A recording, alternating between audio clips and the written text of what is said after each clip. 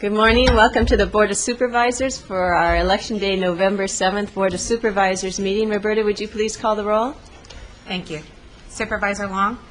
Here. Supervisor Michaels? Here. Supervisor Bennett? Here. Supervisor Flynn? And Supervisor Parks. I'm sorry. I'm here also. At this point, we'll go to our Pledge of Allegiance, and Supervisor Michaels, would you please lead us? Please join me in a pledge to the flag of this great nation. Hand over heart. Ready, begin. I pledge allegiance to the flag of the United States of America and to the republic for which it stands, one nation, under God, indivisible, with liberty and justice for all. Yeah. Our next item on the agenda is our, do we see minute? Oh, that's item 6. So let's first move to our agenda review, which is item 4. And I have no one coming today for our moment of affirmation, so we'll request that get moved off of the agenda. I've also had a request to move our board comments up, so we'll move board comments to the right after our minutes, if that's okay. And those are some requests that I have. I think Mr. Johnson also has some suggestions for our agenda review. Madam Chair, members of the board, there are several adjustments. Consent item number 11 should be pulled and taken as a regular item, as an appointment. Item 31 has a revised board letter, which you received. Item 34 has a revised lease. The revisions are minor in nature, such as capitalization. They're not substantive. Item 42 has been removed from the agenda. Item 47, request to continue that to November 14th. Item 48 has a revised attachment. And item 51 has a revised board letter regarding recommendation number 3. I have a question. The idea regarding 47, and this is the Resource Conservation District Board, to continue that. I note also last time we continued it, it was continued with its partner, item 46. I just wanted to know if they're going to be re-looking at the applicants, maybe they want to look at both 46 and 47, the nominees. For example, I know one of the people who applied to be a 4-year term also applied for a 2-year term, and if they're going to go back and look at the 4-year term, they may want to have both options available. That would depend upon Mr. Anderson's application and whether it was for both offices, I would think. His was just for one office, I think for a 4-year term. So we just look at that one then, for that reason? Okay. And perhaps Ms. Tompkins from the CEO's office might have more detail on that. And then if the individual is perhaps selected for the 4-year term, one of the people who applied who was going to be selected for the 4-year term may possibly be considered for the 2-year term and wouldn't unless we hear both items. So that was my thought. Would Ms. Tompkins like to speak to that? And also maybe the basis for the continuation. Yes, good morning, Madam Chair, board members. Dell Tompkins from the County Executive Office.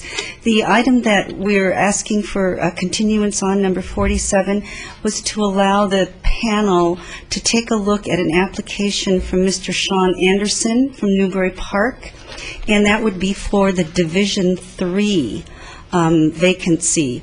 The item number 46 is actually in Division 2, which I believe is the Santa Clara Valley. So his application would have no impact on 46. So you could do the unexpired term appointment today if you wanted to. Okay, and I had thought that I saw someone applied to both item 46 and 47, the 2-year term and the 4-year term. There are several applicants who applied for the same division that Margie Bartels would be representing. However, the term that she's being recommended for is to fill an unexpired term, and then there's also a 4-year term available within that division. But again, Mr. Anderson's application wouldn't impact that because it's not in the same division. It's a different division. Okay. So you have a choice. If you want to delay it for 1 week, you could. Okay, it's Division 2 is the one that Mr. Anderson's applying for? No, Mr. Okay. Anderson would be Fine. Division 3, which is South County. Okay. Yes. Okay, thank you. All right, that's a good explanation, thank you. So we have had several revisions to our agenda. Are we all up to date on them? And we would just be looking then at 47, and as far as not including 48 also, So or not including 46 also. is that all of Mr. Johnson's changes? Yeah. So I make a motion to accept the agenda as revised. Good, have a motion and a second, and seeing no objections to that, that carries. And now we'll go on to our minutes, I believe. Do we have a motion to approve the minutes of our October 17th and 24th meeting? Motion and a second, no objections, that passes. We'll now go to our board comments. At this point, Supervisor Bennett, would you like to go first? Yes, thank you very much, and appreciate the board's willingness to change our schedule just a little bit here. It's a pretty sad day for us, and particularly in our sheriff's department, and I see our assistant sheriff husbands is here in the audience, but yesterday we lost Sheriff Deputy Robert Daniel to a fatal traffic accident, and he'd been with the department for the last 11 years. Besides serving in our sheriff's department, he was a master chief in the United States Naval Reserve, recently returned from a tour of duty in Iraq. He served in a variety of functions with the sheriff's department in the detention in Moore Park and Ojai in terms of patrol. Certainly the saddest thing is that he is survived by his wife and 4 children. Information about the funeral arrangements with the family will be forthcoming. Thank you. But Deputy Daniel Bornett is those arrangements will be announced. At the same time, I'd also like to ask us to remember the 5 firefighters that we lost recently in the fires. Our board hasn't had any comments about them at this point in time. And what I'd like to ask is if Assistant Chief Husband has anything he'd like to add. Undersheriff, right? Thank you. Thank you, Supervisor Bennett, and thanks to all the supervisors for this recognition on obviously a very sad day for us, and particularly so for the family, Vicki, and the 4 children. The department is grieving, and we'll get through this, however. And one thing I would like to mention is that the Ventura County Deputy Sheriff's Association has set up a memorial fund in Robert's name, and anybody that would like to contribute to that can either get a hold of my office or the Ventura County Deputy Sheriff's Association. Once again, thank you for the support, and thanks to the community for all the support that is pouring in. And I will notify you as soon as we're aware of the arrangements. Thank you, Supervisor Bennett, all of you. Can I just add one thing? Yes, to the family, will you extend our sadness in this time that they're facing, and we are thinking of them and praying for them. Absolutely. Thank you.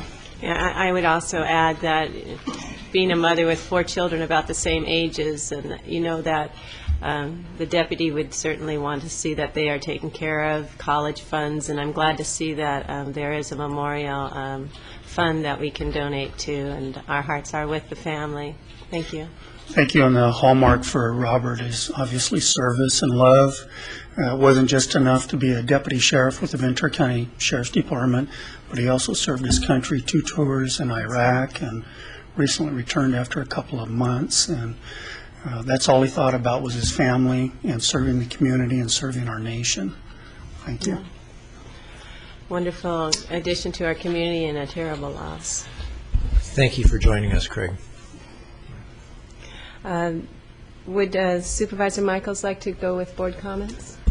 Certainly. I have a list of citizens from the 4th District that I ask that we adjourn in memory of. And as required, recently Supervisor Long and I and the CEO and our leadership from the hospital attended a conference. The name of it is Estes Park. However, the conference was not in Estes Park. The conference was in North San Diego County. We do this every year, and the accreditation team, JACO, the Joint Accreditation Team for the hospital, looks very closely at whether governance is doing continuing education in the issues that surround the delivery of health care in our hospitals, as well as the docs and all of the professional people. So it was a good conference. It was not as well attended as some of the others we've been to. There's always a good amount of information on, what are the emerging issues in healthcare. One good thing, and I think Supervisor Long and the CEO will agree, is it's very heartening because when we're there, we're usually way ahead of the curve in what we're doing, the quality of service that we're delivering, things that other hospitals are talking about beginning, we're already doing. So it's always fun to feel really good. It's good for your ego to know that our system is doing a great job already. But there's always things that you can learn while you're there. So it was 3 days, and we all attended the sessions, and I think that it's very, very worthwhile. I had suggested that the hospital team leadership always goes, and I have suggested to them that they think about emerging leaders and sending them off to a conference during the year sometime as well, because I think it's really good for people to get out, not be so isolated and insulated in your own little, facility, that you're not looking at what's going on in the industry. So I've made that suggestion, and it will be up to them when the leadership team meets again, whether or not they'll do that. But it was well worth it. Thank you, Supervisor Michaels. Supervisor Long, would you like to go next? Sure. Good morning, and a couple of things. I'd like to also submit a list during in memory of folks in the 3rd District, and call out one that was in the paper today, specifically a Camarillo resident, Don Pooner, who most of us know. Don was the owner, operator, and stalwart with a ambulance business for 24 years that served this county, frankly, for, I believe, all of those 24 years. He was a professional emergency medical service provider. He was very engaged in the service of providing that emergency service to residents throughout the Ventura County community. He was the backbone of that service for us for years. And he was known as a shrewd businessman, but also was very much involved in the community and very giving of the community through the Pruner business. He died unexpectedly in his sleep, and certainly will be missed by his family and friends and those who knew Don well. He always, I felt that he always tried his very best to present his professional business operational plan so that it would certainly benefit his bottom line, but be a benefit to the citizens who were served in our community with the emergency medical response team that he employed and trained and was very proud of. I would just make comment on the Estes Park. When we talked about the emerging healthcare challenges we are facing in this nation, hearing from the former governor of Colorado? Oregon, that's right, Oregon. Kitzhaber. That's right, Kitzhaber, who is now one of the head management professionals with Estes Park. Oregon has for years been perhaps ahead of the nation in some of its thinking on health care and how to manage health care cost and provide services. And as we looked at this bubble of the baby boomers aging and the cost of end-of-life health care and the challenges to our society of that cost, both for ethical, moral, and decisions to be made, but also the cost of those decisions, and some work that he's doing that is really looking at trying to get engagement in a discussion, a dialogue, again, a national model of healthcare, whether you call it universal healthcare or whatever tag you put on it. It was very interesting and inspiring to know that there is leadership still looking at what those needs are going to be for all of us in the next 20 years. So I too believe the conference is valuable, particularly for the governance and for the leadership of the healthcare agency to look outside our box, but also to be very proud of what we've done in this county, different from many across the nation, and one that is recognized at Estes Park as a very efficient operation, both for access and for cost efficiency. So it was a very good conference. I'll submit that list, and can't let the morning go by without saying vote. Today is the day you get to exercise what should be our most precious freedom in this country, and that is a right to vote and a right to really think about your leadership for the future. And one of those things that if you don't vote, you can't complain. So please get out and vote today. It's a responsibility as well as a right. Yes. Thank you. Supervisor Flynn, would you like to go next? Yes, thank you. Submit a list of people here to ask the board to adjourn in memory of. It's for the clerk. Just make one comment, and I'm hoping that my report will substitute for any written report we have to do when we make a trip. I don't know what the rule is for that, but I'm going to try it anyway. Last week I went to Sacramento and met with the executive director of the State Water Resources Control Board. And as you know, it was the board back in the early 80s who ordered the county and United Water Conservation District to form a groundwater management agency. And that was the subject of my meeting. And we have a tremendous problem facing us in the groundwater management agency. I'm not going to go into it at this point in time, but we hope to resolve the problem on December the 15th. The problem is severe enough to ask the executive director of State Water Resources Control Board to come to the meeting or send a person to the meeting. She responded very well to our request, and will be sending an attorney from the State Water Board. And she mentioned that the attorney will carry a stick. So we hope that we'll have the problem resolved on December the 15th. Thank you. Thank you, Supervisor Flynn. You reminded us that we're now looking at discussing some of the things that we went to over the course of our board duties, and particularly those that we used our county funds for. I went to a Association of Water Agencies meeting where we discussed Endangered Species Act and how that applies to our water agencies. Went to a community leaders forum where we got to meet our new Red Cross president, head, Chris Johnson. So that was really nice.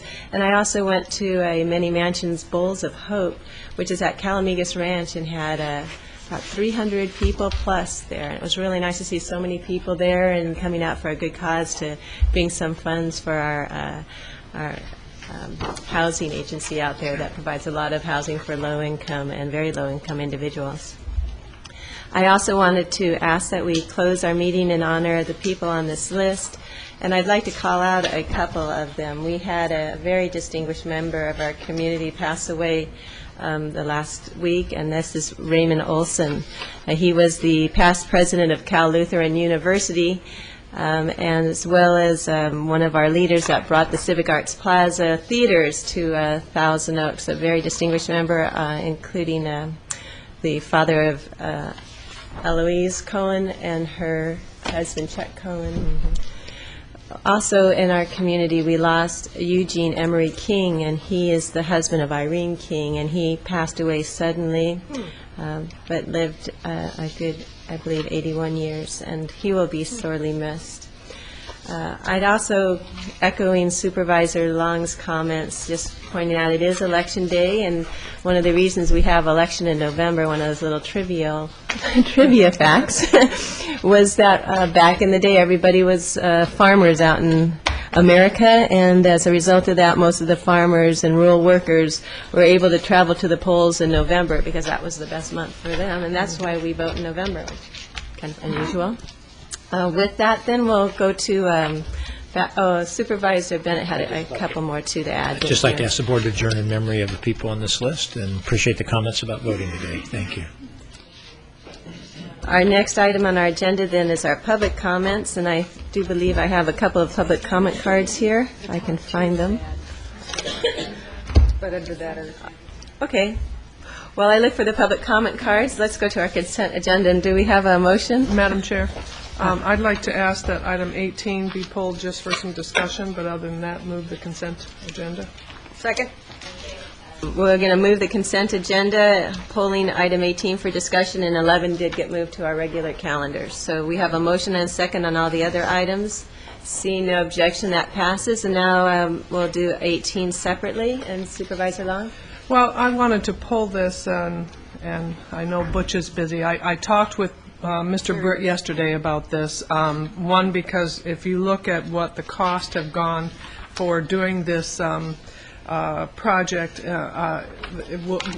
which is a traffic signal project in State Route 1 and Naval Air and Huanimi Road, you see from 2004, when we entered into the agreement with Caltrans, we had a cost sharing that basically was equivalent to $200,000. Now here we are in 2006, and our cost share is $246,000, or basically a total of almost $500,000. So I called Butch and said, we know that construction costs are going up, cement and da-da-da-da, and he said, yes, that is true. And obviously, it has escalated enormously on this project. And the other piece of it is that there's a federal law change that also says you must build these to withstand 100-mile-an-hour winds, which overbuilds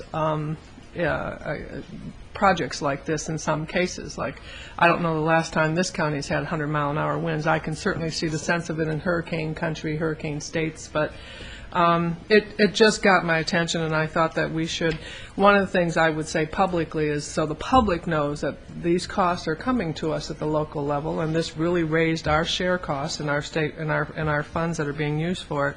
And what delay cost? Delay cost us. Every delay we have on everything we do cost us, and in this instance doubles, if not more, cost us on this project. So just for that comment, and other than that, our choice is to approve or not approve, and it's a signal that's been determined to be very necessary, and so I'd move that we approve it, but wanted to make those comments. Second. You don't want to delay it? We have a motion, a second, and on the... Oh, there's Butch. Anything else to add, Mr. Britt? I'm sorry. You said that very eloquently. Okay, thanks. I also would just note that we just approved traffic signals for Santa Rosa Road, so they are also going to be part of that extra expense now that you have to build traffic signals for 100-mile-per-hour winds. Okay. Motion and a second. Seeing no objection, that item passes, and that completes our consent items. And now we'll move to public comments, and I have found the public comment cards. Could we please have Deborah Hirschman with Adolescent Mental Health? Hi, an Oak Park resident. Yes. Good morning. Good morning. My name is Deborah Hirschman. I live in Oak Park. Some of you have heard of me. Those of you who haven't will be hearing from me and about me from now on. I am the proud mother of a 16-year-old boy who was finally, after being kicked around the system for about 10 years, diagnosed with early onset bipolar spectrum disorder. I stopped doing my career, which was a former trial lawyer, and I started advocating for my son and for any other children that I could, particularly that had mood disorders. I became very upset and discouraged, at what I was seeing going on everywhere, but particularly some concerns in my area of the county. Several years ago, I was asked to participate on several actually of the planning committees for how to spend the Prop 63 funds.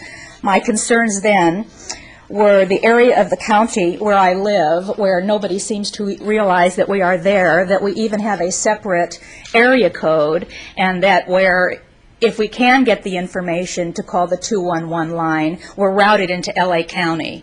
We are essentially shut off there from a lot of access to anything, most of which is because a lot of us are middle class. I was concerned about a lot of the passive and active anti-Semitism that I was seeing in the culture of the delivery of what services there are in the Conejo Valley, which is the fastest growing Jewish community in the continental United States, and where in the school district where my son goes, Oak Park Unified, Hebrew is the second language. I was concerned about the lack of mental health care services within a reasonable proximity of where we live. I was concerned about the lack of juvenile mental health services for the middle class.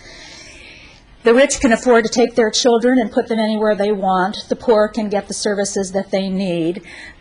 People like me, who are middle class, who are single mothers, we cannot afford the copay, even if the services were available, which they are not. My committee membership was cut to a halt when the two co-chairs of the committee inadvertently sent me copies of emails that they had been sending each other, which were anti-Semitic and degrading about me. What this county doesn't realize is that there are a lot of children out there. The schools don't know what they're doing with them. The county doesn't know what they're doing with them. And as we sit here in this lovely environment, my son, through a real mind-boggling series of events, was transported by a sheriff's deputy against medical advice. The sheriff's deputy had talked to my son's medical doctor, and against medical advice, transported my son to Hillmont, where he was placed at Aurora Vista Del Mar. Some of my experiences there are really pretty horrific, and I think that you really need to look into it. He was transported on a Friday. I got a call from a psychiatric social worker. Of course, the first thing they want to know about is money. The second thing that they wanted to know about, they wanted to tell me where he was placed. On that Friday, I made my first phone call to get a social worker to tell me how to relinquish my parental rights, because that is the only way that I can get this child the care that he needs, because we are not rich and because we are not poor. There's nothing around for these children unless they are substance abusers, and he is not. That phone call, which is now about 12 days old, has never been returned. I knew, and the doctor knew, that my son would immediately destabilize if he was transported and placed in that facility, and that's what started to happen. He was placed on a Friday. On a Monday, I get a call that the 5150 hold was being lifted, and they wanted me to voluntarily commit him. I said, well, does Michael want this? And the young man said, yes, he does. And I thought, well, hey, if he wants it, that's great.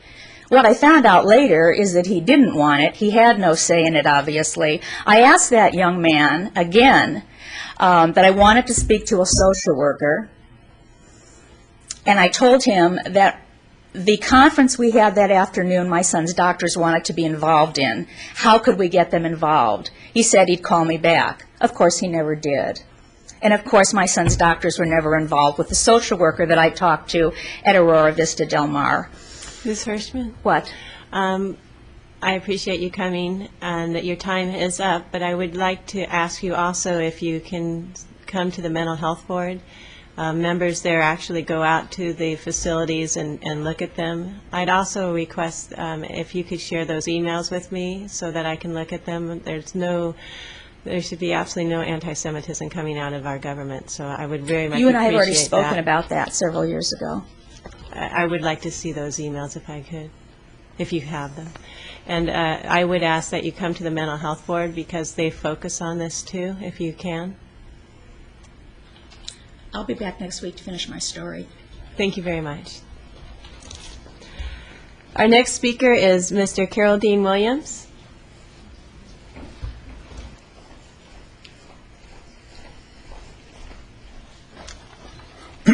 Good morning. Carol Dean Williams, a 61-year resident. The latest news polls here, few Americans know First Amendment. Americans apparently know more about the Simpsons than they do about the First Amendment. And Steve Bennett, my supervisor, leaves because he don't like the First Amendment. So they can name the 5 symptoms, but they can't name the 5 protections under the First Amendment. And that's pretty good. Oh, they can also name the 3 American Idol judges, but they can't name the 5 protections under the First Amendment. Well, I kind of demonstrate one of them at least here on Tuesdays, so at least we get a little bit of action. Now, here's Kathy Elliott Jones.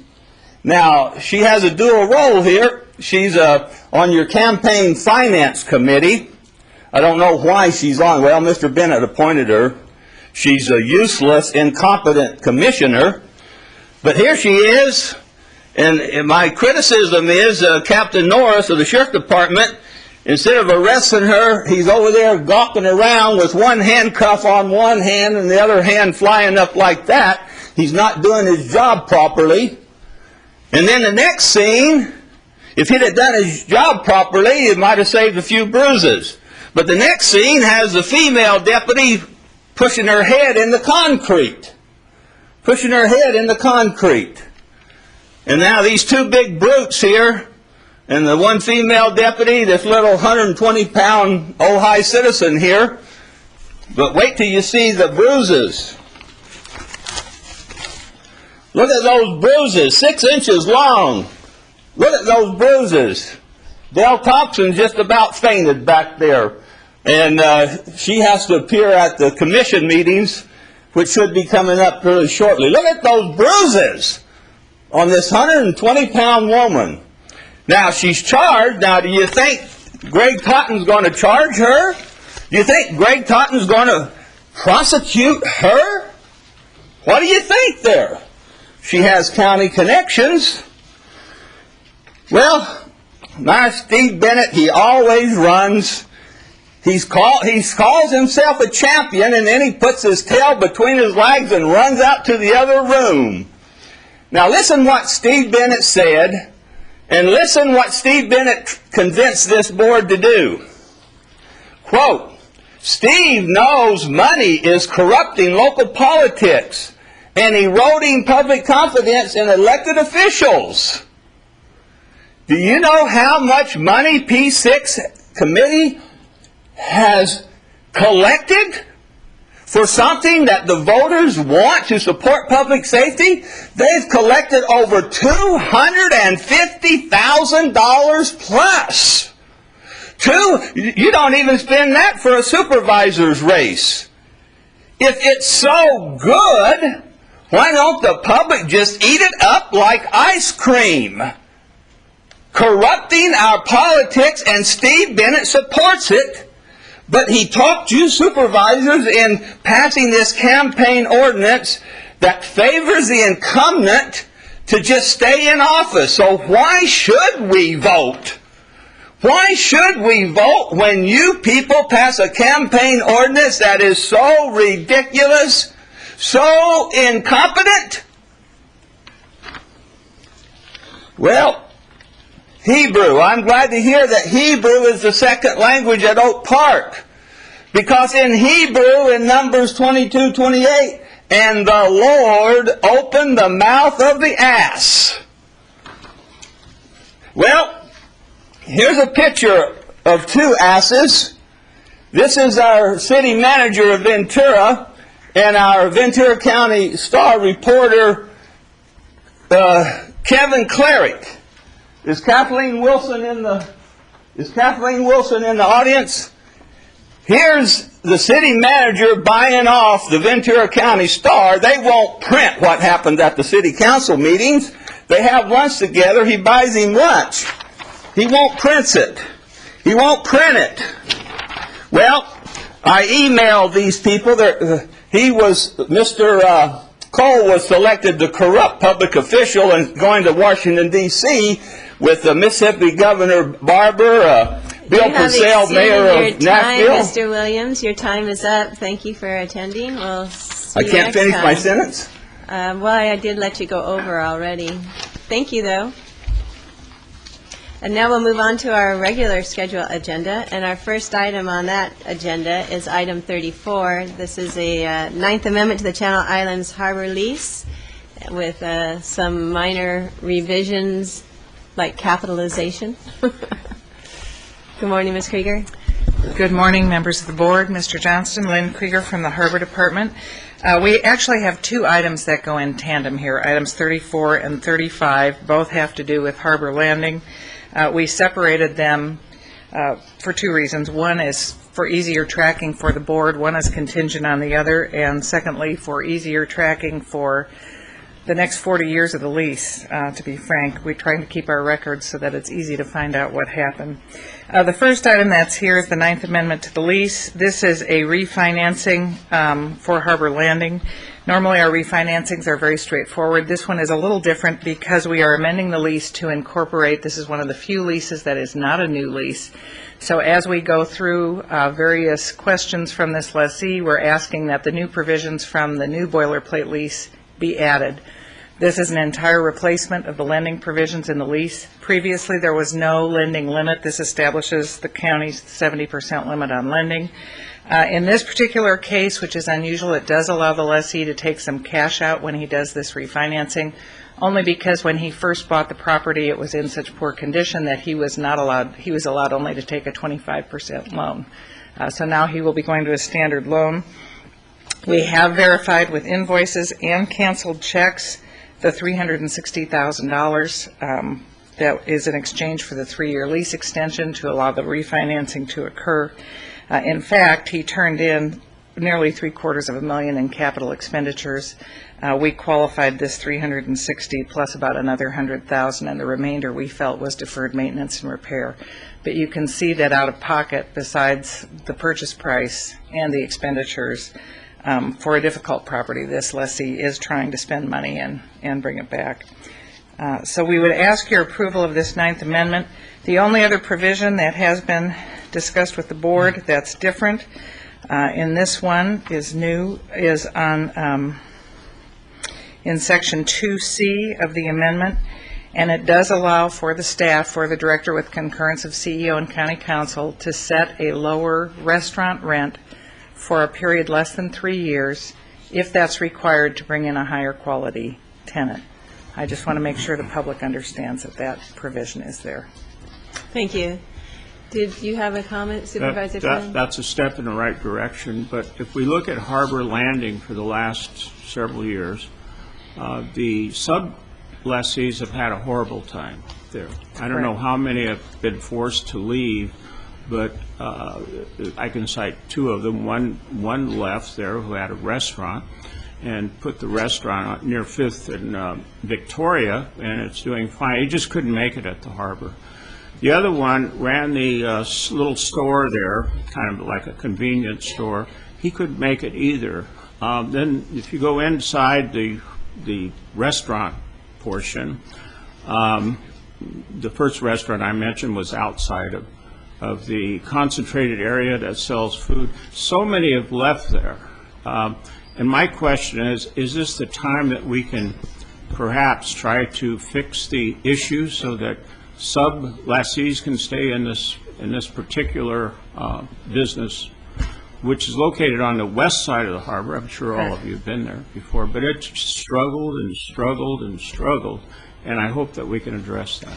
Yeah, that's been from the very beginning. And I know the sublessee you're talking about, we had two prior owners before this one who did drive out a fair number of tenants. This lessee is working very hard. To be honest with you, he believes, and I tend to agree with him, as I think does most of our staff, that this project was poorly designed, physically poorly designed from the start. And he is anxiously awaiting the landside amendment to the Public Works Plan to make some significant changes. For example, the food court, we don't have the foot traffic to support a food court, particularly during the week. It really needs to be a neighborhood-serving center, and he would like to make those investments, but without the changes to the Public Works Plan, he can't. So in the meantime, he's investing and hanging on and hoping we get to that rewriting next year and get it to the board. I think one of the problems that the sublessees faced was the rather high percentage imposed on each one of them for having these building or the place of business, and that's been repeated, that the percentage they had to pay, they just couldn't meet their bills, they couldn't pay anything, they were losing money, and that goes for more than two, probably over the life of this facility, maybe 20 sublessees or more have had to leave. So that is a problem we need to address somehow. The major lessees just charge way too much percentage for rent on those smaller sublessees. They just can't make it. So that is the problem. How can we resolve it is the question. And the common area creates a big problem for them, and a lot of that percentage comes from the common area. So I would like to have some kind of status report to the board on the problem, define the problem, and see if there are some additional solutions beyond the ones that we have here today. Any other comments on that? Is there any objection to that? Mr. Johnson? No, not an objection for me. Just one question. The end of lease issues that we've had on all the old leases, that has already previously been corrected in this one? That was previously corrected in this lease to a language that's it's 90% of what we wanted, not 100% of what we wanted, but it does take care of the problem. It takes care of the problem for the county. What it requires, whenever possible, we are trying to get the end of lease language to say that the county has the right to ask you to tear it down or give it back at the county's sole discretion, not our problem. In this case, and I'm working from my memory, but I believe what we got in this particular case a few years ago from this buyer was that all the county has to pay at the end of lease, if there's anything, is the salvage value of the materials that are left after the property goes away. So it's 90% of the way. That problem has been resolved in this lease. And the reason for not getting the other 10%? We didn't have the leverage to get that far. Is this? It was a new buyer. There's no potential leverage here in what we're doing today? We will, when the lease is restated, I think next year, when we look at the land side, we should revisit that issue again. But I think with a salvage value clause, I don't know, maybe county council wants to speak to that. Salvage value is generally very minimal, if anything. It's pretty hard to answer now. I did ask for a report, a status report, identifying the problem. Lynn should have more information on that. And then some solutions to the problem. Are there any objections to that? I'm asking for a report. I didn't hear any objections. No problem. Yeah, certainly if there are some measures that can be taken to assist the retention of these lessees, I think that's definitely beneficial. Regarding Mr. Johnson's comment as to whether what this lease change is doing has any kind of leverage that can allow you to get that other 10%, do you see that as a possibility, as something that we can request at the board and you mean and withhold the approval include today? Into the lease? We can certainly go back and talk to this lessee. He believes that he's made his contribution. We've had this discussion to this leasehold and is willing to talk about that, but he'd like to be able to make more improvements in order to preserve his own financial position before he gives up anything else. Okay. So you think this is as far as he's going to fair go? to the county. Mm-hmm.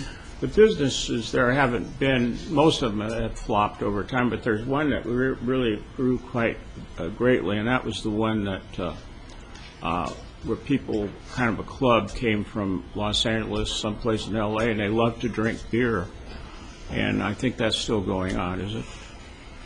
Not that I know of, but I do know the convenience store owner you talked about is still there, and in fact, he owns the Persian restaurant next door to the convenience store, and that's been doing very well. It was Anyone who really likes an Persian attraction, food. and we made some Right. accommodation to accommodate the beer Right. drinkers.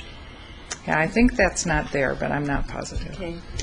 So Not we're being a beer looking at drinker, I don't now know. item 34 and 35, so we'll begin with a motion for 34. A motion and a second for 34, no objections, that passes. And now item 35. Item 35 is merely the assignment of the Harbor Landing leasehold to a limited liability corporation. This is a requirement of the lender. What we have asked, as you talk about the county's position, what we have asked this lessee for is a personal guarantee for the limited liability company. He has agreed, county council's approved the form, and he has signed it. It's attached to your materials today, and so we recommend this transfer.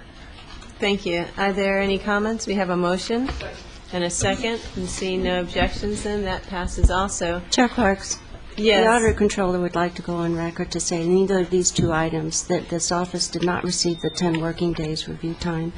So when it says the letter's been reviewed by the Auditor Controller, that's been merely a cursory review.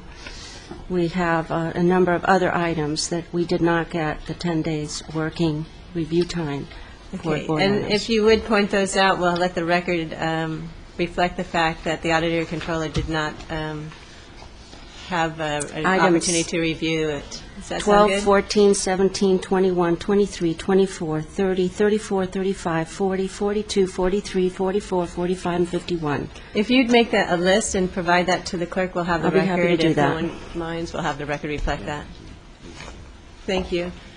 So we did have a motion and a second on that item, and that passed, and that was item 35. If I may make one more Yes, comment. Supervisor Flynn. You might, maybe calling in some of those former business people and let them identify the problem that they had. That would help tremendously. It's not, you didn't cause the problem, but there is a problem. No, we understand. We agree.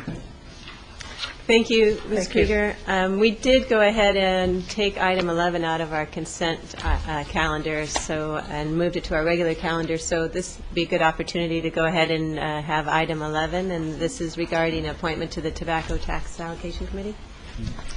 Good Hi. morning. Good morning, Ms. Camacho. Norma Camacho with the County Executive Office and also staff to the Tobacco Settlement Committee. And I'm here today to recommend the appointment of Ms. Judy Hickox to our charitable organization representative seat. Ms. Hickox is currently president and CEO of Livingston Memorial Visiting Nurses Association. This is a nonprofit association that provides home services to many patients here in Ventura County. If appointed, she will be serving on the committee through June 30th of 2008. If there's any questions regarding her appointment, I'd be happy to answer it at this time. We have a motion, a second. I just have to say, I think that's an excellent addition. I think that's a really good use for these funds, too, to help go to people's homes, particularly seniors that are homebound and can't get out and need some medical assistance. So good to have that voice at the table. Seeing no objections, then, that motion passes, and that will put us back to item 36. This is our healthcare department, and Ms. Shulman's here for the behavioral health department.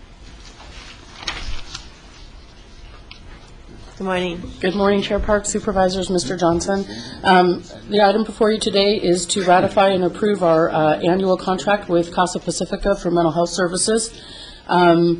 We are ratifying because we did bring the contract to you originally, and we had a provisional rates for 3 months while we continue to do some complex negotiations and arrangements around some new programs and also refinancing the way we provide services on some other programs. It does end up bringing us to an increase in their contract of approximately $1.4 million, but none of that has an increase in cost. They're all revenue offset through EPSDT and other advances through the wraparound program. So the good news is that we're getting more services out to our kids who need those services, but it's not actually costing us as a county any additional funding. So I'd be happy to answer any questions if you have any. Do we have any questions on this item? Yes, I think we might. Supervisor Bennett? No, not any questions. If we don't have any questions, I just wanted to commend staff on the wraparound services, how they're billed to the county.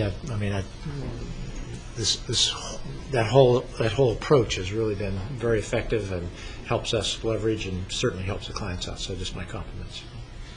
Thank you. Do we have a motion then? Move the recommended action. We have a motion and a second for item 36. Seeing no objections, then that passes. Thank you. Thank you. I think it is now 9:30, and we'll go to our 9:30 time certain items at this point. And the first 9:30 time certain is an honoring of our California Highway Patrol officer, Sergeant John Novak, and I'm looking out in the audience for a guy with a helmet. Sergeant Novak, I'm going to come down to the podium and present this to you.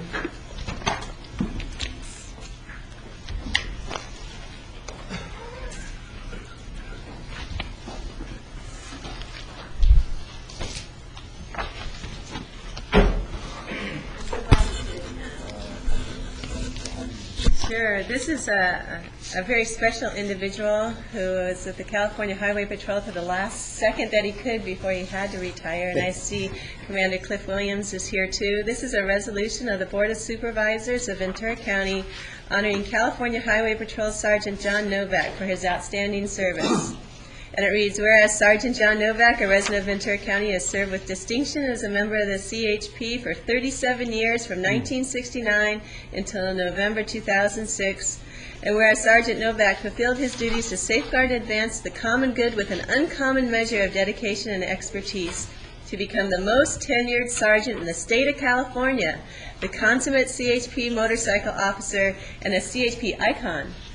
And whereas his professionalism and loyalty earned him the respect and gratitude of our residents, whose lives and properties he protected, while Ventura County's confidence in the superior service provided by our law enforcement flourished over the years of his career, thanks also to the vital role Sergeant Novak played in promoting commercial safety and the efficient movement of goods and services. And whereas Sergeant Novak contributed further to making our county safer through his efforts in the planning and operation of our new Moore Park area station, which we're so happy to have, a collaborative venture with the Ventura County Sheriff's Department designed to maximize service to the public. And it's a wonderful station. People should come out and take a look at it. Whereas the accomplishments of Sergeant Novak over the decades are many and extraordinary and include receiving the Governor's Safety Award in 1998 for leading his motorcycle squad through 1 million miles of safe riding. And whereas in over 2.5 decades of working protective services details, Sergeant Novak kept numerous visiting heads of states, dignitaries, and Pope John Paul II safe in his care, and led his steadfast support through good times and bad to 5 presidents of the United States, as they not only preserved the flame of freedom, but cast its warmth and light further than those who came before. And whereas in June of 2004, when the time came to bear President Reagan on his last journey over California soil, and before the eyes of the world, Ventura County's people joined along the route to pay respects, it was Sergeant Novak showing the way with grace and dignity. And whereas Sergeant Novak has further enriched our world through family members Leona, Jessica, John, Laura, Alyssa, and Asher, now therefore be it resolved, the Board of Supervisors takes great pleasure in thanking Sergeant John Novak for his faithful service to our people, and does hereby wish him and his family well in all future endeavors. So thank you so much. Congratulations. And if you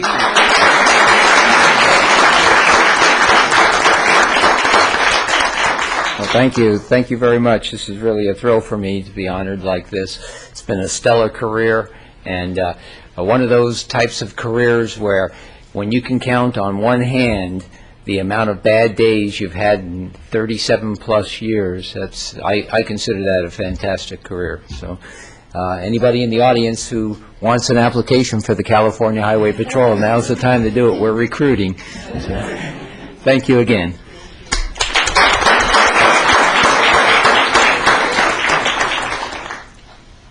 Good morning, Supervisors, and I just wanted to say on behalf of Sergeant Novak and his family, and his wife is hiding there in the back. Leona, why don't you wave so everyone can see you?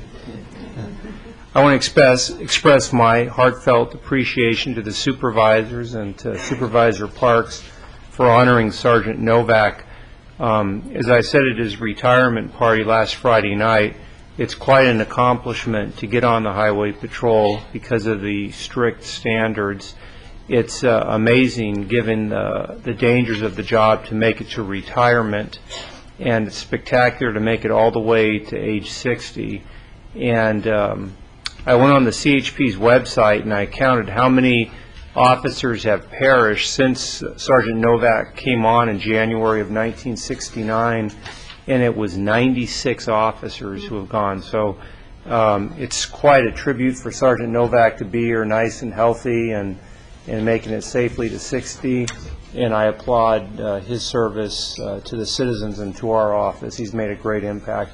Thank you again for the opportunity of recognizing him. Thank you. Thank you.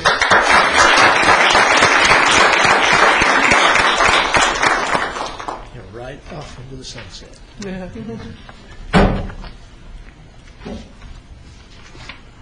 You know, there was an article in the Star that had to ride that bike to the last minute. He could ride it. Now he has to do his civilian motorcycles, I think, is what we're at now. Our next 9:30 time certain is our in-home supportive service caregiver recognition week. And I see we have some people in the audience for that. Let's see if I can find that resolution.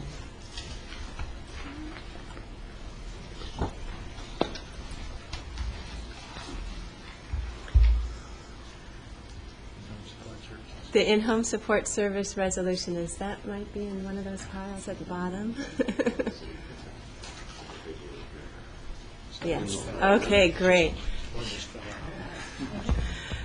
This is a resolution of Board of Supervisors honoring our in-home support services caregiver recognition week. And I believe we have Ted Myers is here and Robert Jenkins with IHSS. And I'll read this, and then if you'd like to speak, it states that whereas numerous national organizations have joined together in declaring the month of November 2006 National Home Care Month to recognize, honor, and support the valuable contributions of home care workers. And whereas the California Legislature has proclaimed the second week of November In-Home Supportive Services Home Care Recognition Week, and whereas the Ventura County Human Services Agency, the In-Home Support Services Public Authority of Ventura County, and the Ventura County In-Home Supportive Services Advisory Committee are committed to acknowledging the contributions and importance of Ventura County's IHSS caregivers. And whereas nearly 2,700 in-home supportive services caregivers provide home care services and support to 3,000 low-income, disabled, and elderly residents in Ventura County, making it possible for people to live independently in their homes, thus providing a compassionate alternative to hospitalization or other institutional placement. And this was something we just appointed someone to the Tobacco Tax Allocation Committee who is with the Livingston Memorial Nurses, and they provide these kind of services so people can stay in their home and avoid the alternatives to hospitalization or avoid hospitalization. And whereas the physically demanding and emotionally challenging work of the Ventura County IHSS caregivers require great sensitivity, honesty, patience, trust, commitment, dedication, and compassion. Now, therefore, be it resolved that the Ventura County Board of Supervisors does hereby proclaim November 12th through 18th, coming up soon, as In-Home Supportive Service Caregiver Recognition Week, calling attention to the work of Ventura County's IHSS caregivers, which promotes independence, dignity, and quality of life for Ventura County's disabled and elderly citizens. And I'll come down and present this to you, and also if you can come speak to this. I know this is a really growing field, and there are more and more people who need that service, so we need more and more of these type of workers. Thank you. That's true. Thank you, Madam Chair, and good morning, members of the board, Mr. Johnston. It's an honor to accept this recognition for our National Caregivers Week. IHSS is a growing program. We have, I think, like over 2,700 recipients, 2,700 caregivers, and 3,000 recipients.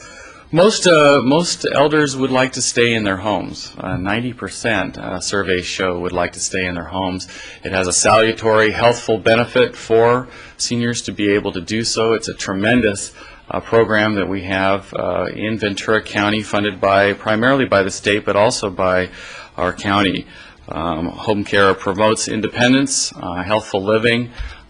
People do much better when they can have their families together and be in their home of residence. With that, I'd like to introduce Robert Jenkins, who is our Executive Director for the IHSS Public Authority and our current Acting Manager for the program. We have guests in the audience, caregivers and recipients, and he'll be speaking for them. Thank you, Mr. Myers. Madam Chair, members of the board, thank you very much. It's an honor to be here this morning. We have quite a distinguished group of people who come out, leave their families to go in and care for other folks' families. We also have family members that take care of their disabled and their seniors, and they do a yeoman's job. They work constantly. Some of them work 24 hours a day. IHSS, In-Home Supportive Services, is not able to compensate them for all that time, but it does help them to provide comfort for their family members. And one of the things that Mr. Myers did indicate is we have just over 3,000 recipients in the program. We have about 2,700 providers. Of those 2,700 providers, approximately 500 are on our public authority registry. Those folks go out to multiple homes during a day. They may see 2 or 3 people, go shopping for them, cook for them, clean for them. They just do a wonderful, wonderful job. As Mr. Myers said, home care promotes a healthy lifestyle. Seniors and disabled people want to remain at home. They want to maintain their independence and their self-determination. Today we have a couple people here who demonstrate that in a remarkable way. We have Joan Markham, who is one of our recipients, and her provider, Teresa Canales. And we also have Gloria, who's going to translate for Teresa. Hello, my name's Joni Markham, and I'm glad to be living at home. This is Teresa Canales, my caretaker. She came to me about 4 years ago, and I couldn't have handled it without her. She saved my life. She can't, at that time, she could read my face that something was wrong with me and called 911, and I had pneumonia. I've had surgeries where she's taken care of me after, before. It's not just coming in and cleaning my house. She's a great friend, but she takes, we love each other, put it that way. She does errands for me, but she's there for me when I'm in the hospital too. She's a part of my life, and I thank you for it.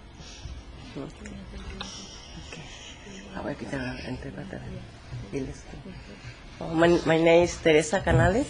Her name is Teresa Canales, and she want to say thank you for give you space to say something about her client. Yeah. Johnny is one time is sick, and one time I say, Teresa, you wash my clothes, okay? And I go in 2 minutes. I go to put in the clothes. When I come back, I say, you okay? Yeah, okay, you go wash my clothes. When I come back, Johnny is poop on the face. And I say, Johnny, no más look in me. And I call 911, yes, please. In 2 seconds, Johnny no go to the hospital, Johnny die. She say when she went to her house, and then she put her clothes on the washing, and then when she come back, she noticed something wrong to her, and she asked him if she's alright, and then she say, yes, I'm alright, but she don't feel like she's alright because she don't look good. So she went back, and when she went back, she saw her face is all purple. So right away she called 911, and then she say I saved her life because she loved her all the time. She she liked her all the time. She worried about her all the time. So. Pero Johnny no caminaba nada. And she said Johnny never walked anything when she. She was in the wheelchair all the time. Now you just walk. And now she's walk. Yeah, that's it. Okay. And it's so great to have my home and to be able to stay home instead of be institutionalized. Well, thank you. Thank you.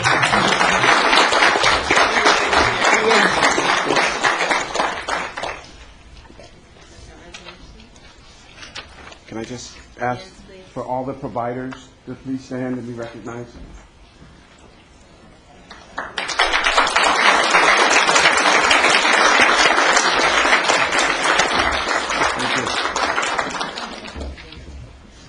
Here's the resolution. I appreciate the work you're doing, and I imagine each year we're going to have a few more added to the list because our population is aging. And it's a great opportunity for people to be able to stay in their homes. Thank you very much. Thank you very much.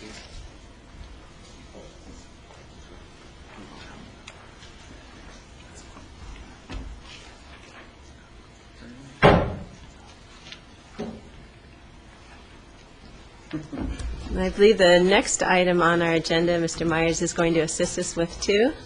This is the presentation of a resolution. Yes, of a resolution from the California Welfare Directors Association. They had a conference here in Ventura County that our Human Services Agency helped put together, and it was a wonderful success. Yes, thank you very much. Thank you again, Madam Chair, members of the board. We had, for the first time, Ventura County hosted the County Welfare Directors Association Conference, where over 600 professional managers and supervisors came to the conference. It descended upon Westlake Village. Madam Chair made a wonderful opening statement and welcoming the crowd.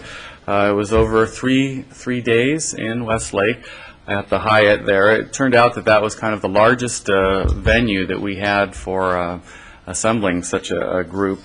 And we had over 52 workshops covering CalWorks, child welfare, adult services, all the various wonderful programs that we have. You saw articles in the paper that Kathleen Wilson published. She interviewed Marion Wright Edelman, founder of the Children's Defense Fund in Washington, D.C., while Father Gregory Boyle inspired the audience, a very passionate, wonderful man, and Assemblywoman Karen Bass, a leader in the foster care reform. And I saw in the paper that she had a recent tragedy with her son being killed in an accident. At any rate, our staff, I'm very proud of them putting this on.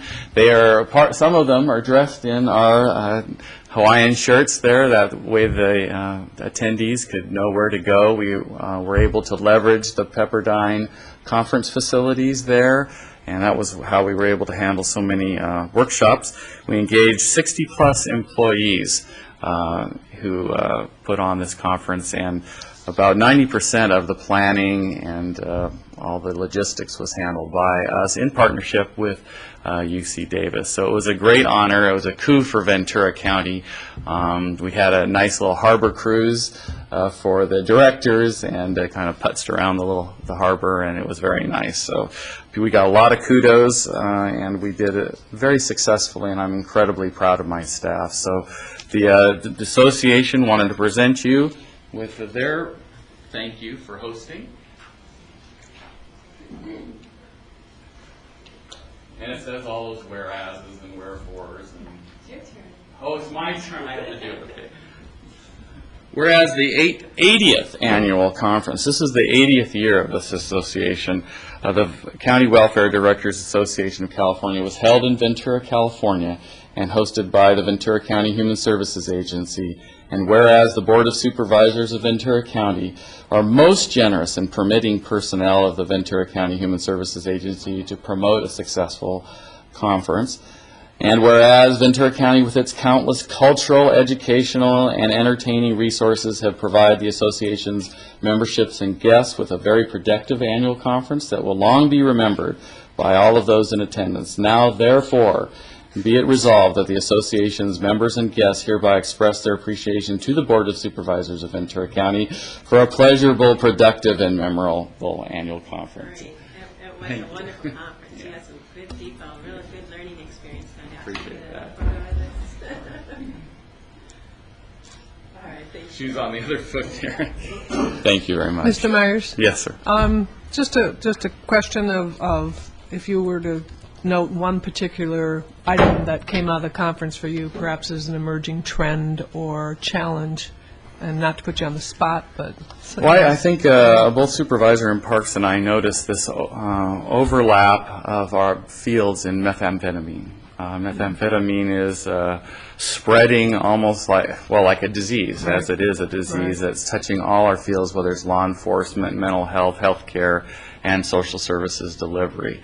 It keeps people from working, it keeps people from adequately parenting, it's implicated in child abuse and neglect. And we were both struck by, we were going to these different conferences, and it's spread. It was more of an isolated problem, the poor man's cocaine years ago, and now it's all over the place. So that was a major theme. Another positive theme was Father Boyle's message that people can be helped no matter how they looked. He talked about a story of a young man he'd been helping who had devil's horns tattooed on his face, and he was wondering why he couldn't get a job. And even he could be helped. He was motivated in Homeboy Industries, and there's no throwaway citizens in our society. We are responsible to each other. We belong to each other. So those are two themes that struck me. I appreciate hearing that. I know I've been communicating with Linda Schulman, and certainly she said that you're talking internally about what should we be doing in a more organized and efficient manner to address the methamphetamine. I look forward to talking to you further about it. Great. Yes, thank you. Thank you very much. Thank you. Mr. Johnston?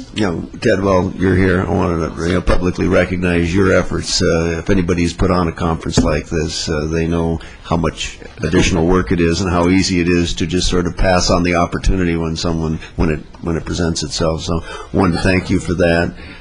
To emphasize the importance of these kinds of things in professional development, and maybe even more importantly in the interagency relationships that are built, which has made Ventura County a leader in many of our departments and in yours. And then lastly, for a little crass commercialism, when you bring 600 folks to Ventura County, that helps the economy. Right. So, we're winners on all those counts. We thank you for your efforts. And I'd also like to, again, recognize Roberta Rodriguez. She also hosted a smaller conference, but an important one for the clerk of the board. And it allows us to show what a great place Ventura is and the quality of the administration and the services we provide. So thanks. Yeah, very good point. Actually, if my staff could stand up and recognize that. And speaking of interagency, we did have local nonprofits help put on the workshops. Linda Henderson, you put on a workshop too as well. So it was really a collaborative effort, and it did make Ventura County shine for the state. Yes. Thank you. Thank you very much. Also talking about the methamphetamine and how all the different agencies that are working on this one problem, because it affects so many different aspects of our society, unfortunately. One of the things that I've been looking at, too, is trying to get more of an emphasis on our mental health board to look at this dual diagnosis of people with mental illness as well as drug addictions. And something like the neighborhood of 70% of people have both addictions, or both the addiction and the mental illness. So I think we need to do what we can to increase our ability to deal with these kind of dual diagnosis issues. Well, this gets us back to our regular agenda now, and we're going to go to item 37. This is our healthcare agency, Public Health Department. And Ms. Henderson is here for this. Good morning, Madam Chair, members of the board, Mr. Johnson. I'm Linda Henderson, Director of Public Health with the Healthcare Agency. The item before you is a request to accept additional funds from the state to expand our Adolescent Family Life Program services to Santa Paula, Fillmore, and Piru, and this is the aspect of the program that provides case management to parenting teens. Previously, these communities had been served by a community-based organization whose funding ended, so the state has given us that caseload, and so we're very, very pleased with that. That'll allow us to provide additional services to 80 parenting teens in that area. Thank you very much. Program, do we have a comments or motion?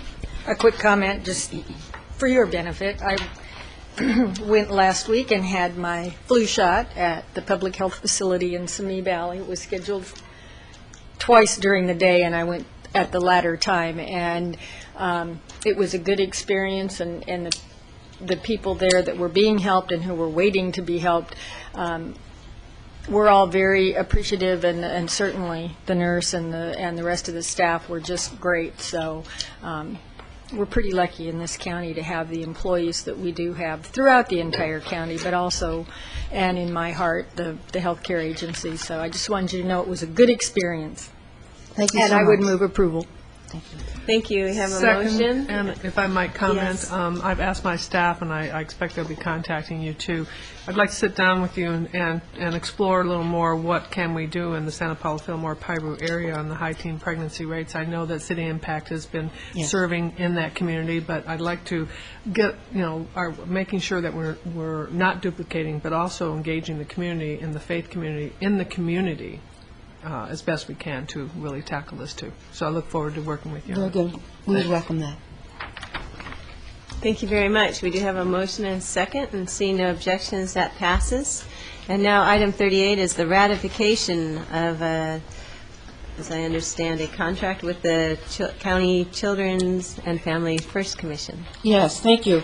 This item before you is request for authorization to ratify a contract with First Five Ventura County to bring teams of health educators and public health nurses into the neighborhoods for learning.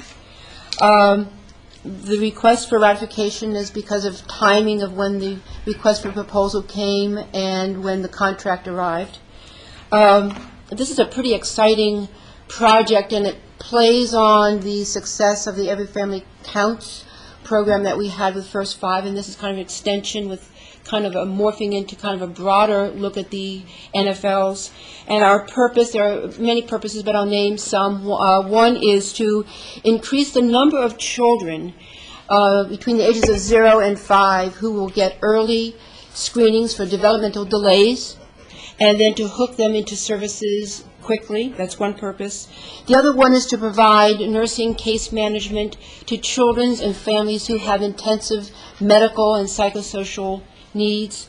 The third is to provide health education to parents.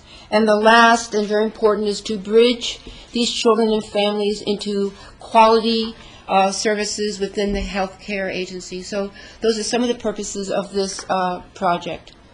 And I'll be happy to answer questions. These will be provided at all sites? Or Yes. At all sites? All sites.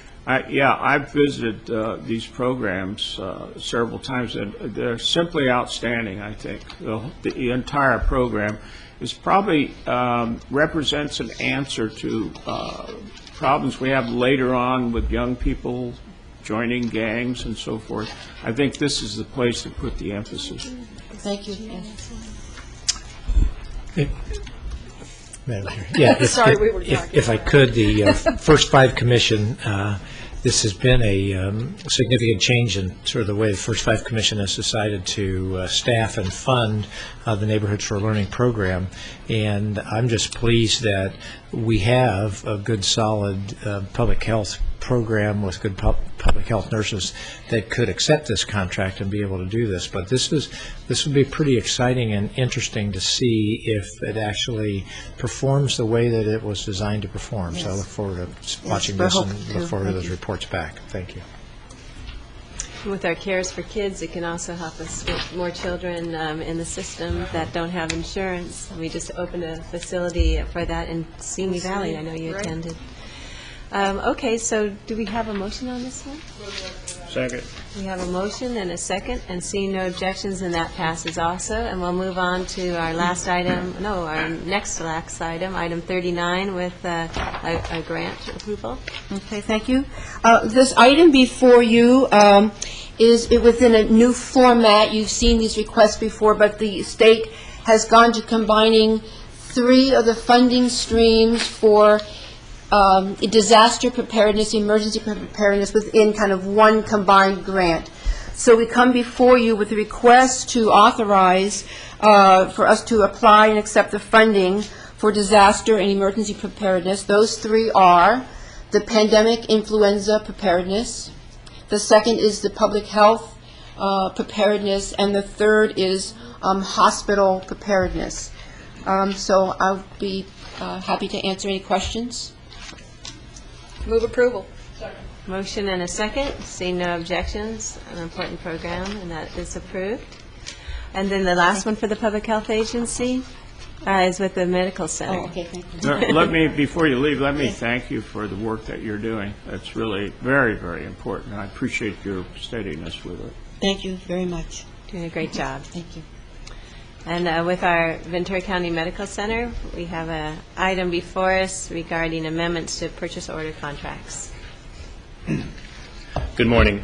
This item is a request for authorization and approval of various amendments to purchase order contracts. The purchase order contracts and the vendors are listed in the body of the board letter. Generally, we start the fiscal year with each of these vendors with a purchase order in the amount of $100,000.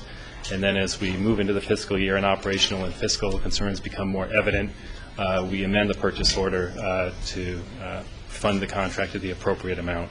I'd be happy to answer any questions you have about any particular vendor or the board letter in general. Does the board have any questions? Move the item. Second. We have a motion and a second.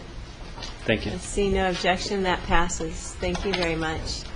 At this time, then, we'll move on to our 10 o'clock time certain. I think we have a presentation that we will be given from our department that does GIS. This is the annual status report. And good morning.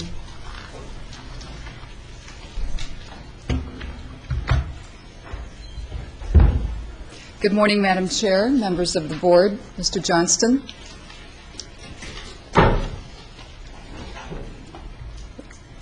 Happy Election Day. Could you provide us your name for those who don't know you? Yes, Lori Carilla, Geographic Information Thank you. Officer with County GIS and the ISD, Information Systems Department. Let's see if you can get them up. There we go. Recently, the U.S. Department of Labor identified geospatial technology as being one of the 3 emerging and evolving fields, along with nanotechnology and biotechnology. And all indications are that this $5 billion worldwide market is going to increase to between $60 billion and $100 billion in the next 8 years. Of the 140,000 organizations worldwide that are using GIS, they're mostly government, local, national, and international. So I hope this morning that what you'll see is that Ventura County is actually well positioned to exploit this strategic technology here at Ventura County. I'm going to give you a brief summary of the activities and accomplishments of County GIS over the last 12 months, and County GIS is a division of ISD. We've done mainly process improvements that were important as a framework or a foundation to the current needs as well as any anticipated future activities of GIS at the county. I'll talk about a few new products and services that we were able to accomplish, and then I'll close with a comment about how we're addressing a funding issue. About 18 months ago, we hired a GIS consultant to come in and review and evaluate the county's GIS hardware, software, and infrastructure, as well as discuss the current needs and the anticipated plans of the departments and agencies with regard to GIS. And what we ended up with was a 353-page strategic architecture system design plan from the consultant. with guidelines as to how we could improve for best practices with GIS. County GIS has implemented those recommendations that would provide enhancements and improvements with regard to performance and uptime. And we're going to use that plan as a guideline for future upgrades as demand dictates and as our funding allows. Whoops. County GIS has been cross-training all of our staff so that we are no longer at a high risk of losing the institutional knowledge and the capability when we lose an employee. We have also transferred any non-GIS activities that we had been performing to the appropriate subdivisions within ISD so that we are now concentrating strictly on GIS-specific tasks. We have been documenting and automating our procedures and minimizing or reducing and getting rid of any of the manual interventions that we've been doing. And that helps us, again, to be able to concentrate our activities on those more sophisticated GIS tasks and automate those things which can and should be automated. Along with the automation, we have been providing some self-serve mechanisms. For example, to our external customers, we automated and provided them with a self-serve data distribution mechanism so that our external customers can come in and grab the data as they need it and want it and pull it down so that we're not preparing CDs and emailing them out anymore. For our internal customers, the departments and agencies, at their request, we met with them, we discussed and reviewed alternative models for the usage-based cost distribution mechanism that we have. And also as a result of that conversation, County GIS developed a self-serve reporting tool that's online, and departments can now track their GIS usage throughout the year for themselves. Thank you. We now have a county GIS charter, and that defines the roles and responsibilities of county GIS versus the roles and responsibilities of the GIS staff within the departments and agencies. This was an activity that was consensus-based with those departments that are affected, and it was approved by the GIS Oversight Committee. And the actual value of that document and that activity was really to ensure that departments and agencies weren't duplicating one another's efforts. And it also provided and does provide a mechanism for coordination among our agencies. We have a 5-year strategic plan draft. It is a work in progress, and it will act as a framework for our future projects and priorities, and that is directed by the GIS Oversight Committee. We now have time standards within our division for doing our work, for performing our core data services. For example, we have a time standard on doing the parcel edits or the changes to the GIS parcel file. It is our time standard that we will complete those parcel changes, or at least 90% of those, within 20 business days of receiving the raw data from the assessor's office. We've been meeting that standard since December of 2005. And as a matter of fact, we have an internal standard for ourselves that we deem appropriate, and that is that we have a standard to complete those edits or changes within 10 business days of receiving the raw data. And that actually is the time standard that we are meeting on a regular basis. Now, that's actually critical to the county because most of the applications, most of the GIS applications are quite dependent on parcel data. And it really is paramount to our users that we continue to provide the timely and current updates of the information. As I mentioned with the statistics very early on as to the importance and advancement of GIS in our world, it goes then that we must have well-trained GIS professionals, and well-trained GIS professionals are going to be in high demand in the future. They are now, and they will continue to be so. So it's important to us to attract, in order to attract and maintain good GIS professionals, that we have appropriate job classifications and salaries. So we initiated a job reclassification study. It was conducted. It has been completed by a consultant under the auspices. Mind if I interrupt for a moment? Certainly. On the issue you're speaking of, a need of staff people now and in the future, specifically trained for this, have you met with the university people and talked with them about this particular need? I have not met with the university people. May I suggest that you do? That Yes. would be a good area to Absolutely. discuss it with.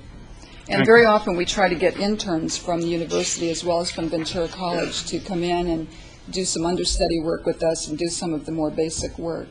Thank you. So the job reclassification study was completed by a by a consultant under the auspices of Human Resources. It has been completed, and the affected departments are now meeting with Human Resources to effect the appropriate changes. I'm proud to announce that for the very first time in the history of Ventura County, that we have the GIS parcel data synchronized with the assessor's closed roll. That is that we now have a spatial snapshot along with an assessment snapshot as of lien date this year. And we're going to continue to expand that so that in addition to parcels being, the parcel shapes being tied to the lien date, we're going to add city boundaries and district boundaries and roads for this next coming closed roll, and we'll continue to advance so that what we end up with is really a historical archive in the county for that day and time, so that you can go back through any year, you can see where the district boundaries were, what roads were in or not, what parcels were in, what the zoning was, what the general plan was, land use, and so on. So you'll have a snapshot in time for every year from this year forward that you can look at and see exactly what was the state of this county with regard to spatial information.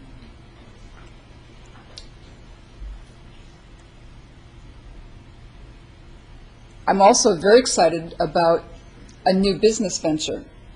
In addition to serving our internal customers with data mapping and application services for our departments and agencies to serve their business needs, we are now working with the City of Santa Paula on a services contract whereby we would be providing them with mapping data and application services to support their general plan update and their zoning updates, very much like what we do for RMA's planning division currently. I think this is going to be a very successful model for working with other cities in the county.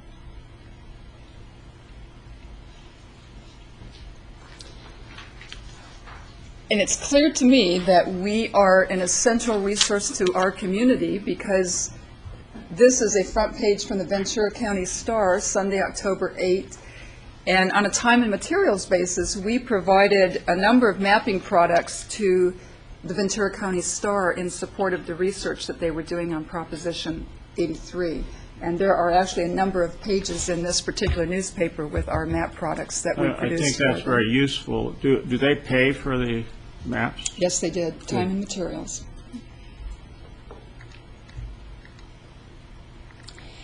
But in spite of the fact that I think it is commonly agreed in our county that GIS is a strategic tool for our county, we are finding that there are some unintended consequences of the current chargeback mechanism.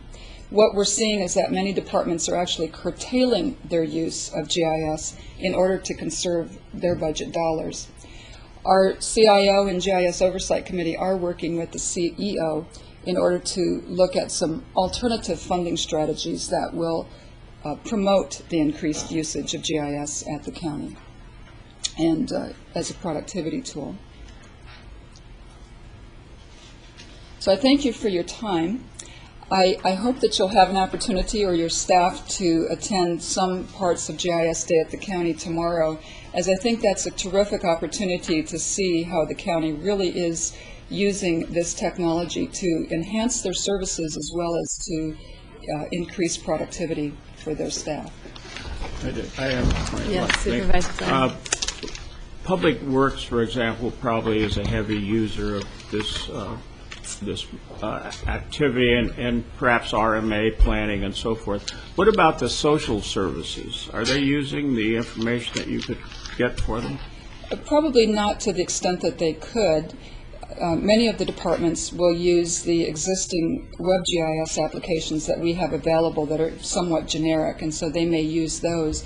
But this is where we're finding the problem, is that once, in particularly large organizations that have many employees, once they find the tool and they see what a terrific tool it is to get them information that they need, they'll use it. Then the department sees the allocation that has come back to them for the cost of using, because we charge on a per web hit basis. Mm-hmm. And very often departments will see that usage and they might curtail for that reason. The reason I raised the question is several years ago I made a map, a huge map, and did it all by hand and got the data from various social service agencies. And the map shows where we did have an issue on teenage pregnancies. The map showed where that was an issue in Oxnard. And it showed the poverty areas in Oxnard through colors that I used. All of that could be now done with your GIS program, am I correct? Exactly. In other words, if we have an effort to help families with teenage pregnancies, we could have a map of the county and show where those problems are, and then direct resources into that area. Exactly, and you can see the correlations between various criteria. Oh, yeah. Absolutely. So there is much more that can be done with GIS by I would all hope of that the social agencies. services would step up to that. CalWorks could use it very well, I think. Where the jobs are, you could have all kinds of maps for information. It would be an information map to direct resources in a way that will have an impact on these problems. It would very much so. Madam Chair. Supervisor Lund? One of the products that the homeless, the 10-year plan to end homelessness task force that I'm working with is to look at using the GIS services when we do the street count in February, and looking at that count, overlaying it obviously with services that are, where services are being rendered, and perhaps some other indicators that will then give the community a snapshot of how to approach and implement some of the strategies that will come out of the 10-year plan. So it will be a valuable resource for us to have. Well, we're here to support you. And I actually am pleased to see that we have had a number of the board's assistants contact us to help and facilitate their research and mapping needs, as well as the CEO's office. Good. An excellent resource. Supervisor Bennett? Just to encourage, and I don't have the specific solution, but I would encourage as much outside of the box thinking as possible as the CEO's office works with GIS and Mr. Carroll to try to address this fundamental problem you have of people. They see it, but they don't want to use it because every time they use it, and I guess I just want to say I'd be open to a wide range of thinking. For example, for us to say a certain, I mean, we have an enterprise fund here that's trying to recoup its cost, and a certain amount of money. The board says we put that in and get that matched somehow by the departments, and then they get as much usage as they want, or something along the line. But the bottom line is, as the world is just roaring, this direction with the technology and stuff, I would just hope we just really try to think as creatively as we can to solve what feels like a sort of a pretty solvable problem here at this level, which is sort of who pays what when, and have that sort of slow us down from a lot of good applications. Doesn't make a lot of common sense if we can pull it off. It's a big challenge. Mr. Johnston? I'd like to make a number of comments, starting out with thanking Lori for all of her work in the presentation. Based on 15 minutes worth of presentation, probably, and it's certainly not in the audience, but I don't think even here at this board that we are fully appreciative of what has taken place over the last 5 years. When this program first started, it was you should excuse the expression, a backyard project during very difficult economic times where new things were not being done. I know your board was supportive of the program. You gave us your good wishes, but there wasn't a lot of money around. Matt Carroll recently took it over, but has worked right along with Marty Robinson in our office, Ron Coons, and Tom Berg, who is now retired. And these people literally were kind of a garage project meeting, putting this thing together. We started out with a lot of difficulty working even with the other cities. And one of the important things that was said here is that most of the people who are using this technology are government. And the reason that's important is that governments are notorious for not cooperating, but over this last 5 years, we've had a remarkable advancement in coordination and cooperation. But one of the things that I think is really a good thing that we did to start with, and it's now our problem, is that, as Lori mentioned, I mean, we're using a business model. We refer to people as customers. We're looking at a revenue base. But as Harry Hufford used to say, but we're still government. And as government, we have the dilemma of Public Records Act, freedom of information.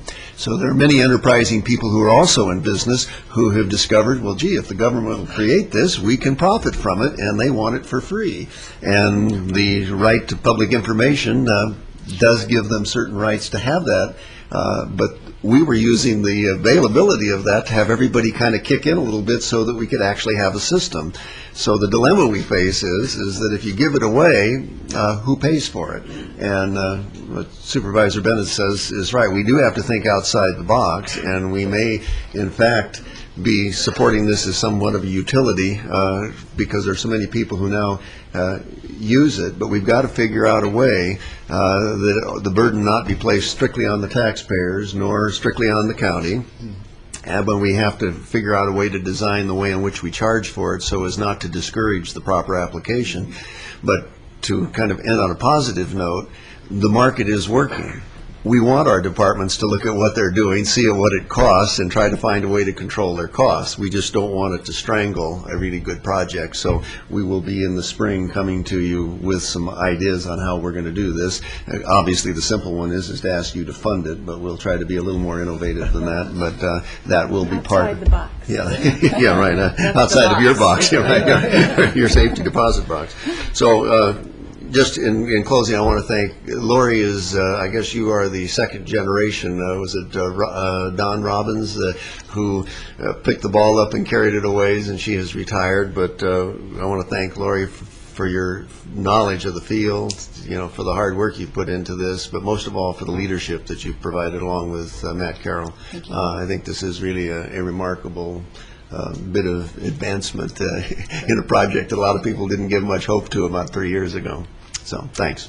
Thank you for your support. Yeah, I also want to go ahead, Supervisor In wetlands preservation and so forth, the groups involved with wetlands and identification of wetlands and a history devoted to them can very much use the kind of services and have used them. They are. Yeah, the environmental groups, as well as you'll see from our resource management agency tomorrow in the planning division, they're making great use of shepherding and being good stewards of our environment through the use of GIS. And I know we have some grant funding for sensitive biological resource mapping, and I'm sure we're making the most out of it. I really agree with the sentiment that it would be nice if this information could be available for free. But I can understand where the customized type of information, for example, that the STAR requested, would be something that requires staff time to put it together, and I could see a fee for that. What I would like to see and what I'd kind of envision for the future, and I think some other government agencies have, is that the public has the ability to go online, look at their area where they live and click on it and find out what zone they're in, what zone is around them, what projects are coming before them. And we have this information available internally, but it would be nice for kind of open government and people to understand the land use around them and know in advance if there's a project or something they should be concerned about, have that ability to go online and see that. I look forward to having that available to the public. Are there any other comments on this? I'll just make a comment, Lori. Really appreciate your presentation, and I think perhaps the CEO used the word garage. He started with backyard and finally remembered it was in a garage. So we kind of expect you to be the Steve Jobs jobs of Ventura County and the state of California. Wonderful. I like that. Without that kind of salary, right? Well, while you're here, I believe our next item on the agenda is a resolution, and Supervisor Michaels is going to do that.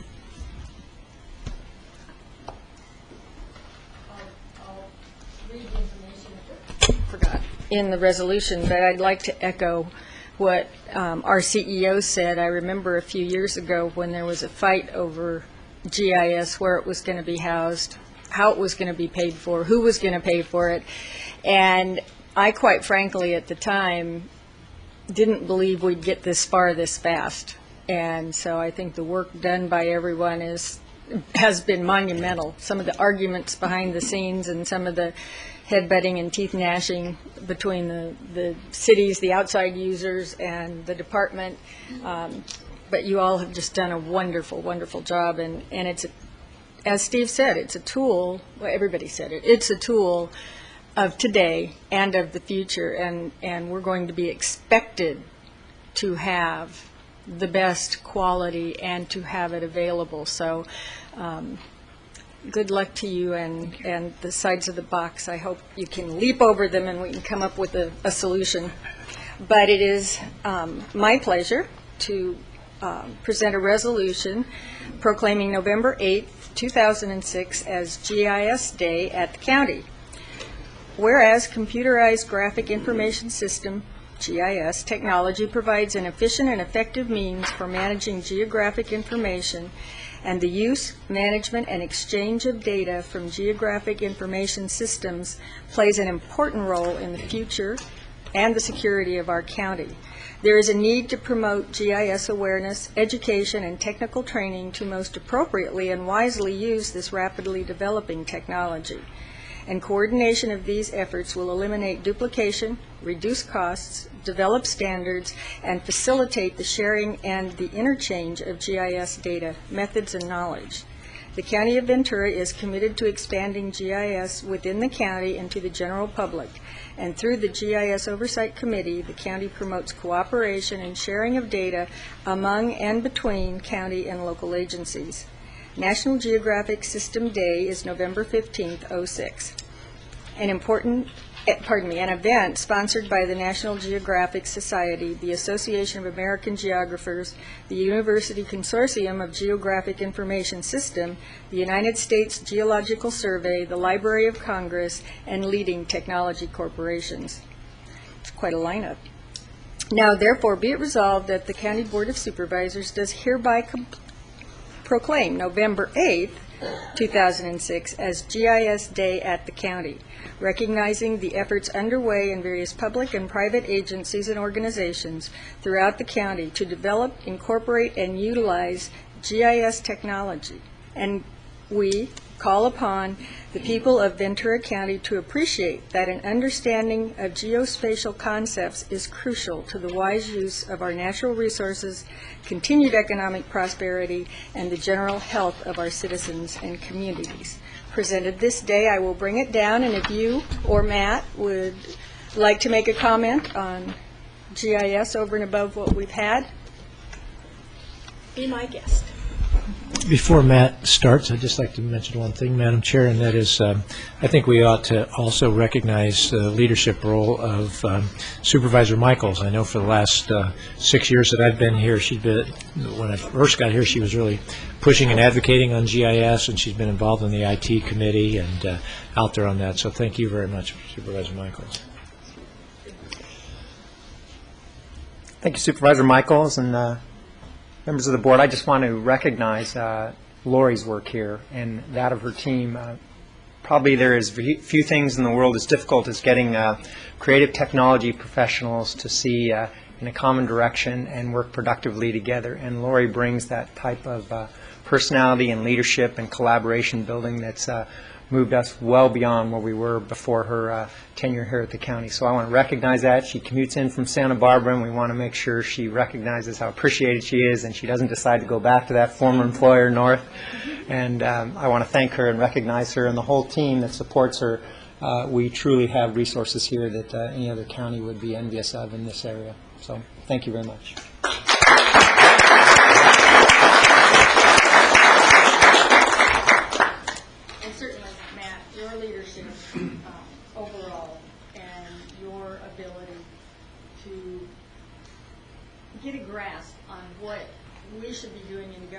funding from private industry has been invaluable.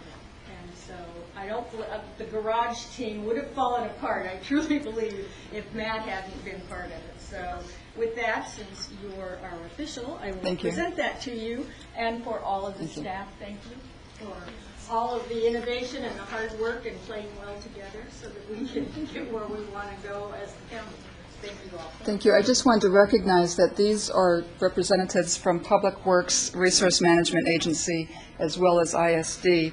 And I really have to also acknowledge our GIS Oversight Committee, because without them, we really wouldn't be doing as great a job at cooperating as we are. They are truly the visionaries and leaders that are setting the model for the cooperation that we see among the departments.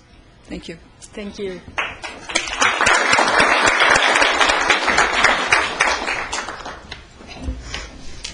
And then I believe that concludes our 10. I didn't see it on the report, but we can. Move to receive and file. Okay. We have a motion to receive and file, and this is the item 28. Exactly. And no objections, that passes. Our next 10 a.m. Time certain is a recommendation of Supervisor Bennett and Long to provide direction to the Resource Management Agency on mobile home rent. Yes. Thank you very much, Madam Chair. I'm pleased to have this come in front of us today. Hopefully the letter's pretty straightforward. We have 23 mobile home parks. Approximately 1,800 spaces fall under those mobile home parks. They certainly represent an important, very important part of the stock of affordable housing that we have here in Ventura County. There are two things that we're requesting here today. We are coming to the end of a 7-year gentleman's agreement to not seek changes in the ordinance. Everybody has respected that agreement, and I think all of us appreciate that. Now that we're coming to the end of that, it'll be in January. We would like to direct our staff to work with the Mobile Home Rent Review Board to craft language for our consideration, to bring back to us for our consideration, that would change the automatic increase that currently exists in the ordinance using the Consumer Price Index, and that's a Consumer Price Index for the Los Angeles area, and substitute with that the Social Security index, which more accurately reflects sort of the revenue increases that the residents are receiving to be able to afford to pay those rents. The other modification is for spaces where a coach is purchased and taken out of rent control, to have it come, if it does come back in under rent control, that it come back in at the rate that it would have been at had it stayed into the rent control ordinance. I think those are the two substantive changes that really will be in front of us. It would be healthy for us to have this language. I think that it's certainly, I think they're certainly very appropriate changes for us at this point in time. I'll turn it over to Supervisor Long. So in bringing this forward, looking at those mobile home parks that we have in our unincorporated area, we certainly see that most of them are senior occupied, but there are some that are young families. And looking at the affordability of living in this county and the availability of stock that we have, we know it is very limited and very challenging. So I support the action that's being brought forward here, and to note that in the second recommendation that talks about those units pulled out and then brought back in under the ordinance, that it does include that when they come back in, that they come back in at the same rate that they were pulled out at, plus any adjustments to the rent that would otherwise apply. So it isn't to disadvantage an owner or landlord. It just is to really offer us an additional protection for the very limited stock that is available, that really is our affordable housing stock in many respects in this county. So that's comments to be made. Yes, Supervisor Michaels? Yeah, I have a question. According to the board letter, it says that at times the LA Riverside CPI is greater than the Social Security annual adjustment, and at times it is lesser. So have you looked at, does it work out on a mean somewhere along the line that up and down, it really does not disadvantage the fixed income people? Part of my concern is that we do need affordable housing. However, with some of the senior rules, there are no means tests. And, you know, if in fact we want to maintain affordability, we need to maintain affordability for those who need it. And just because a senior is supposedly on Social Security may not mean that they can't afford to live in that coach if the rent goes up. Some of them could buy and sell me 2 or 3 times. And so that's my concern. I've brought this up before. With no means test, you know, is it really right to do this? And if at sometimes the CPI is higher than Social Security, and at sometimes Social Security annual adjustment is higher than the CPI, wouldn't it, over a period of time, work out on a mean, and you don't need to do this? So that's my first question. And the second question, if the park owner purchases one of the coaches, perhaps it's in bad condition, and renovates it, is there any consideration, if it comes back into the rental pool, for any investment made in improving this portion of the affordable inventory? So those are my 2 questions. Comments? I'd just like to comment on the first question. The second question, I think, you know, this will be vetted through the staff and the Mobile Home Rent Review Board, and that's a good question for them to have as they vet that issue. But with regard to the first question in terms of affordability, if in fact we think that they're going to work out to be about the same, then I would ask the question, what's the harm in adding this level of protection for the residents? Because the risk is that we go through an extended period of time where the consumer price index goes up dramatically, and it may be going up dramatically because of something happening, you know, sort of around the country, et cetera, that aren't that much a function of the operation expenses of the park, and the going up much faster than the Social Security revenue stream that these people have. That's the risk. Now, if the other risk happens and Social Security is going up faster than inflation, certainly, you know, the park owner is not disadvantaged in that situation. So if in fact we think they're going to work out to be about the same, this gives that level of protection to say if we go through a 5, 6, 8 year period of time where inflation is running faster than Social Security, we haven't put those seniors on these fixed incomes in that bind during that period of time. The other thing that I would just offer to you about the means test, I just think that the experience of the people in the parks, I don't see that as being. I don't see that as being a situation where there are a lot of people in the capacity to be able to buy and sell you a few times, right? So yeah, that's my perception in the parks. Thank you. Well, everybody wants something as cheaply and as inexpensively as they can get it, and any change is never welcomed, whether or not it's that disruptive or not. I don't have a lot of heartburn over this, but I did want to say those things so that when it is reviewed, and obviously I won't be here when it comes back, so it doesn't make a hill of beans what I think or what I want. However, I do believe that those questions are worth asking, and that, you know, there needs to be I believe, a real honest look at whether or not there might be a disadvantage to the property owners, because if CPI is going up that fast, so are their costs. So that's just for consideration as you look through it. Supervisor Flynn wants to comment. I just wanted to say also, I think your comments amount a lot more than a hill of beans, and we really appreciate your input.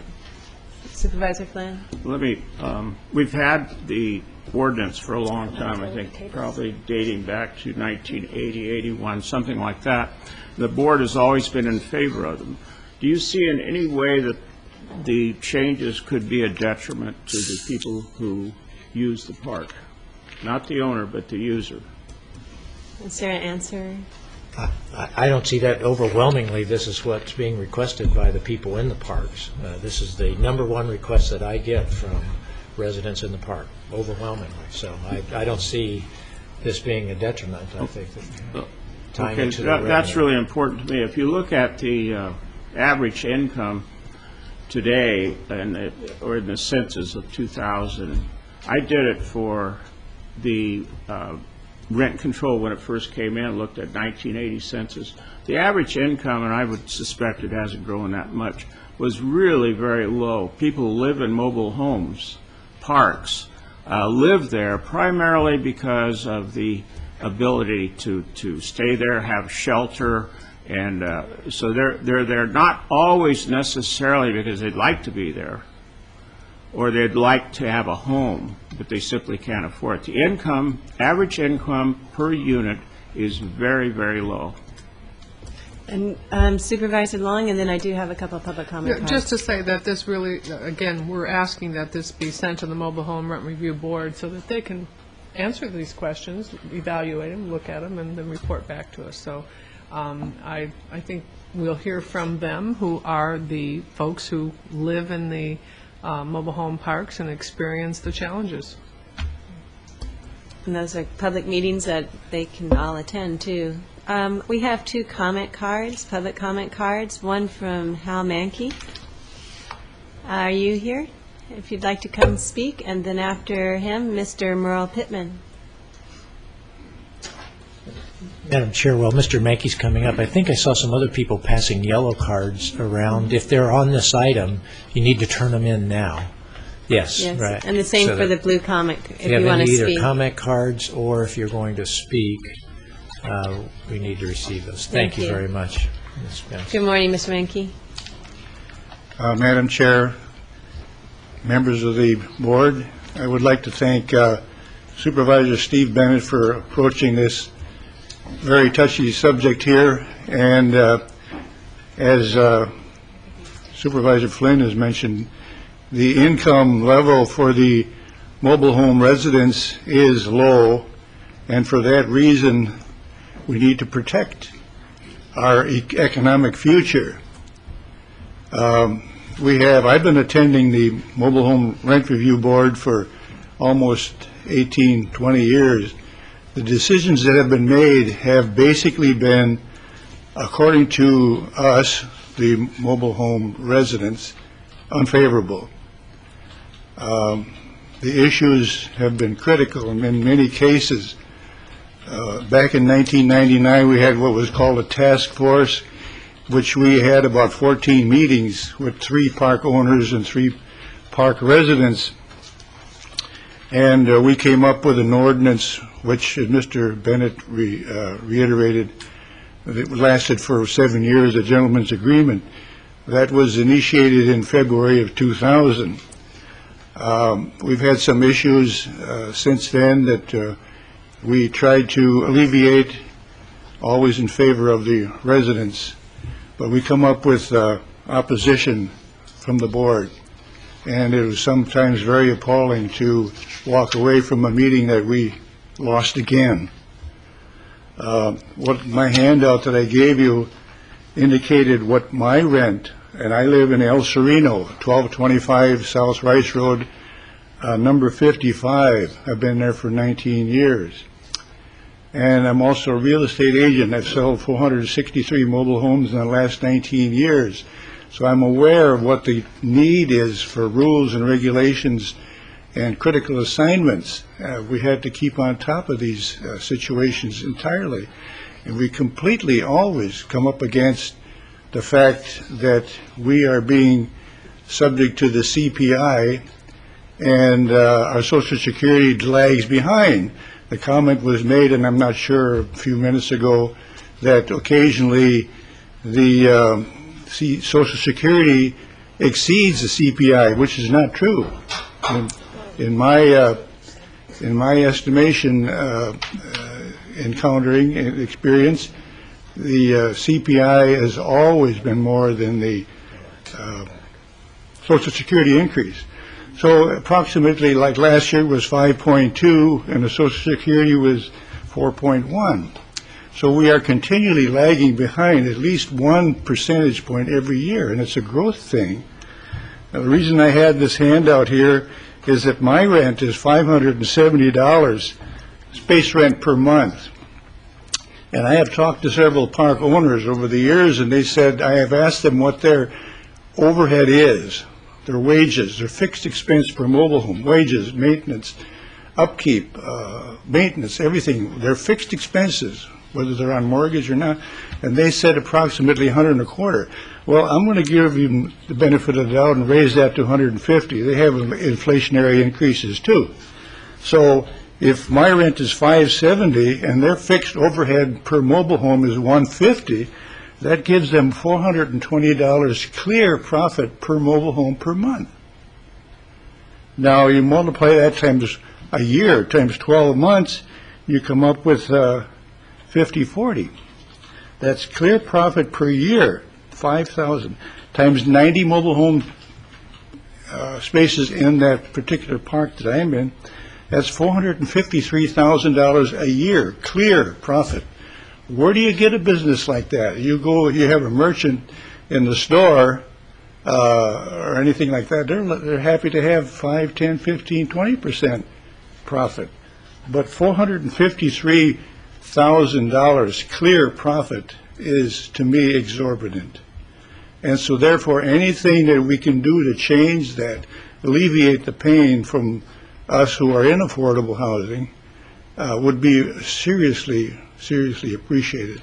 And I thank you very much. If there's any questions, why. Thank you for your comments. Very, you. very well taken. Our last speaker on this item is Merle Pittman.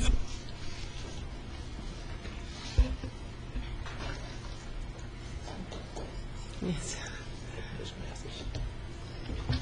Madam Chairman, board members, my name is Merle Pittman, and I live in Ojai Villa Mobile Home Park in Ojai. I own my mobile home, and I rent the space that it sits on, 60 by 56 foot, and I pay $450 a month base rent plus my utilities. That makes my total rent around $600 plus a month for 60 by 55 feet. Figure that up. That's not much bigger than the platform you're sitting on. Each year in September, the cost of living raise is announced, and it is always higher than the COLA or the raise we get from Social Security. I've been drawing Social Security for quite a few years, and I've never seen it lower than the CPI. We know the increase in gasoline is how the CPI got so far out of line, but once the rent goes up, it will never come down. Even if the cost of living drops into the red, our rent will stay the same or get larger.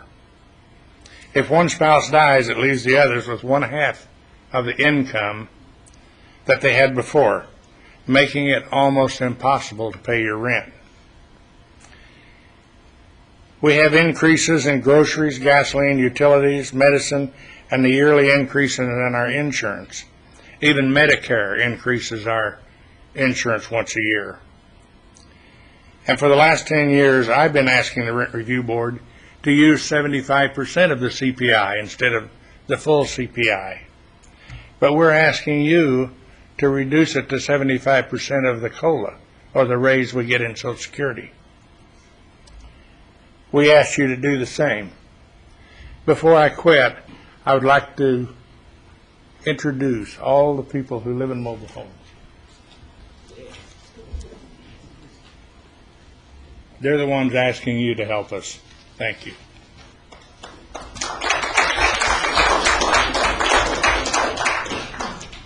Thank you. That's all the comment cards I have for this item. Thank you. Thank you. Hello. May I say a couple of words, please. If you would fill out a blue card when you're done, and do keep it short, I have a 10:30 item that we're late on. Oh, okay. I was going to make it very short. Thank you. Can I? Yes. Thank you. My name is Boris Steda, and I also live in Ojai mobile home.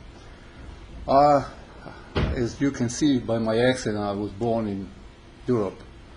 I went to concentration camp and refugee camps since I was 11, and I understand poverty. Now, in our community, there some people are losing their spouses. They have a low income from the Social Security, and they were struggling already for a few years. Now, the medicine, and some of them are sick, and they live there because they cannot afford $1 million home, whatever.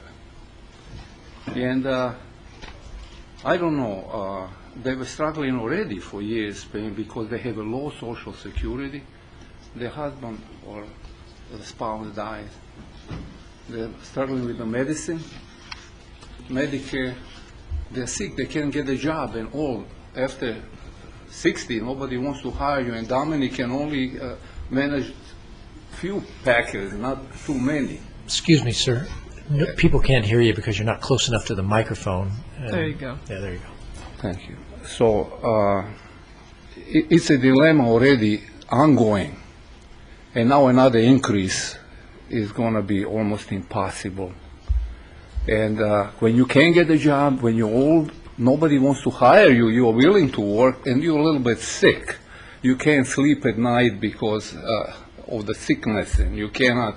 So there are a lot of problems like that involved, and I think another increase, and you get 2% on, if you're lucky, on the Social Security, and keep going, man, it's a suicide. It's an impossibility. I thank you very much for giving me a chance. Thank you. If you'd fill that out with your name, that would be appreciated. And we'll now go to board discussion and perhaps a motion. Madam Chair, I'd like to do two things. Number one, recognize and appreciate that we could have had a very long meeting if everybody that was here today spoke for 5 minutes. So I really appreciate the residents that are here that all decided to put up their hand and say they were here.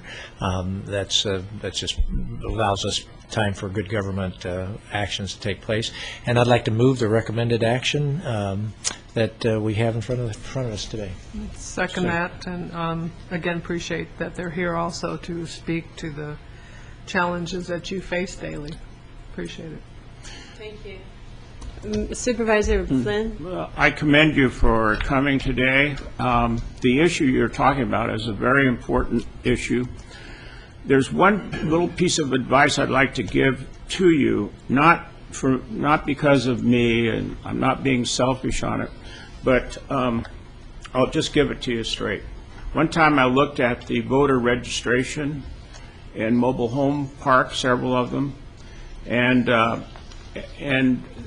there tends to be a rather sizable percentage of people in mobile homes, I checked it out, who do not vote. I would suggest that you make sure everyone in your area, in your park, is registered to vote and votes, because that gives you political clout. That's a comment for Election Day. We have, actually, in my district, the number one voters are those in a Vallecito Mobile Home Park. They are just excellent voters. More percentage of them vote than anywhere else in my whole district. So it varies, I guess.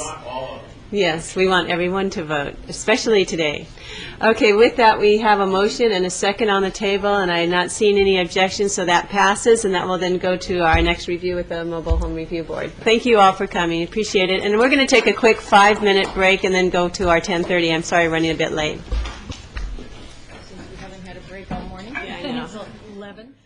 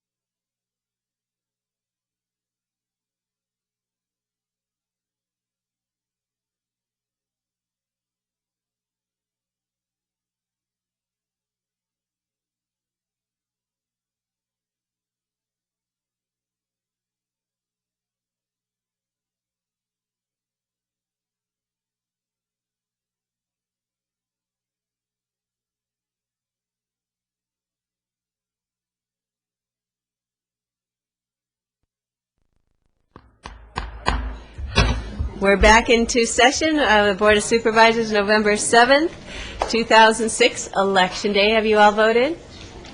Yes, good.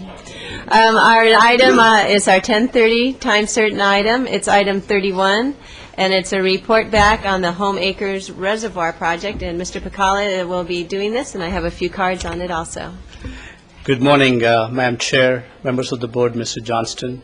Reddy Pacala with the Water and Sanitation Department of the Public Works Agency. This morning, I'm representing Ventura County Water Work District Number 1. And my presentation is for about 12 minutes. I know this item is scheduled for about 30 minutes. District provides water supply to the city of Moore Park and areas to the north and west of the city. About 75% of the water supply comes from imported sources from State Water Project through Cayugas Municipal Water District.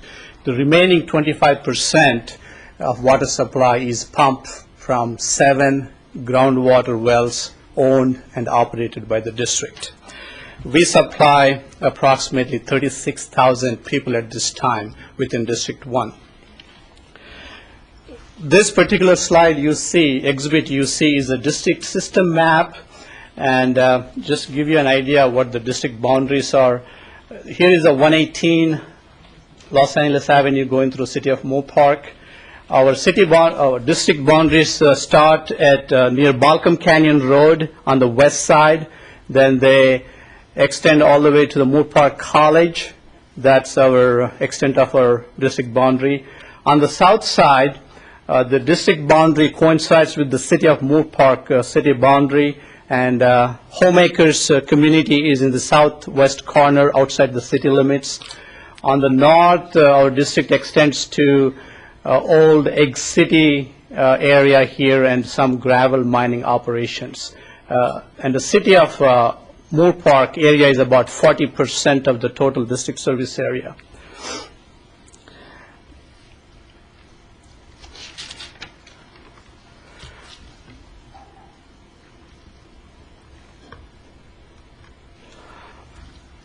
This particular exhibit shows you district facilities.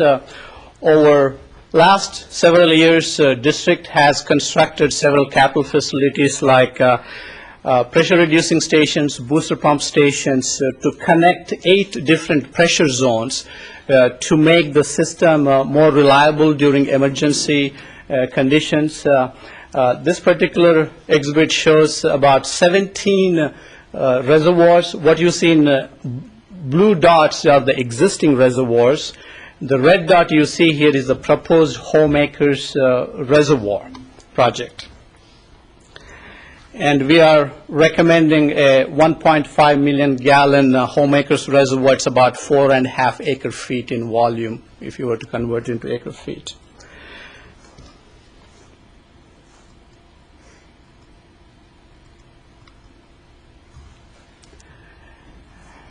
This particular exhibit gives you, shows you the proposed project.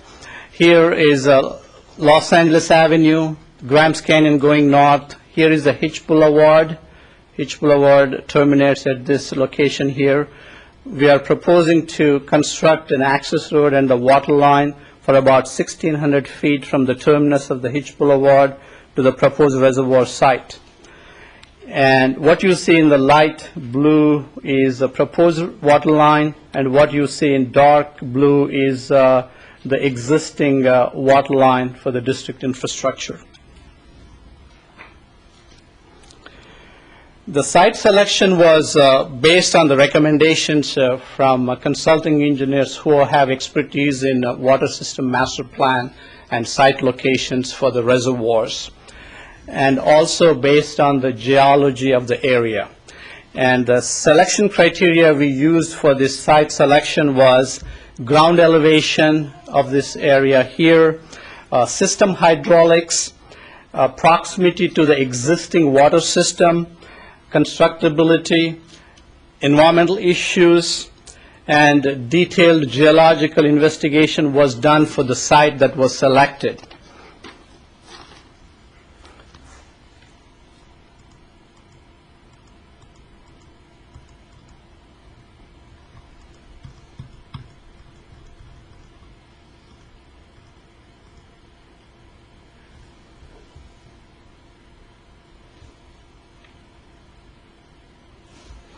This exhibit shows you the proposed and existing drainage facilities. Here again is the Los Angeles Avenue. This is a Hitch Boulevard, Arroyo Semi-Flood Control Channel. And what you see here in red is the Peach Hill Wash.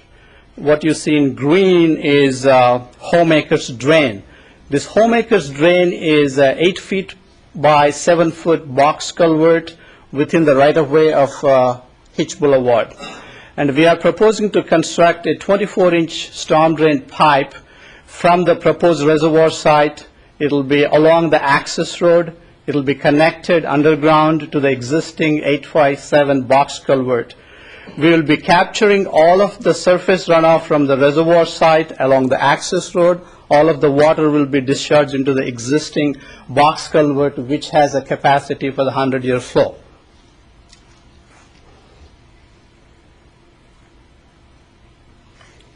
This is the last exhibit I have, which shows you a cross-section from north to south of the proposed reservoir site. We are proposing to cut into the existing hill. This is on the south side. It's about 16 feet tall berm, and this is about 60 foot tall existing hillside. And it will not, the reservoir will not be sitting on the top of the hill. It will be tucked into the reservoir, into the existing hillside, and there will be berm around the reservoir.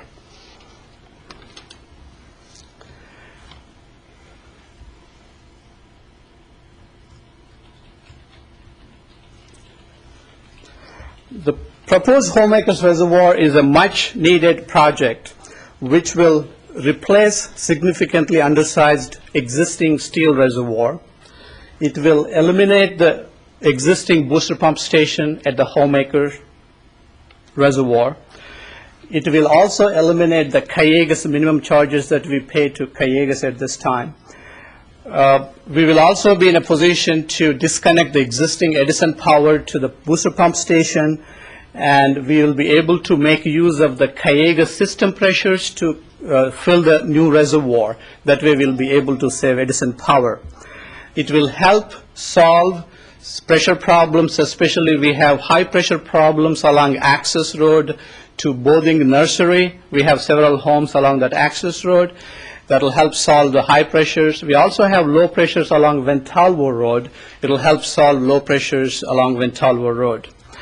Finally, it will help with the emergency water supply during shutdowns by Callegas, and also during water line breaks or repairs. It will help us to provide emergency water, and it will improve the existing fire flow for the community of homemakers. As you are aware, district prepared a mitigated negative declaration, and during this process, we have provided the required legal notices, and we have had a public comment period for 30 days. In addition, we also have mailed 25 notices to all the properties touching or surrounding 186 parcels where the proposed reservoir is sited.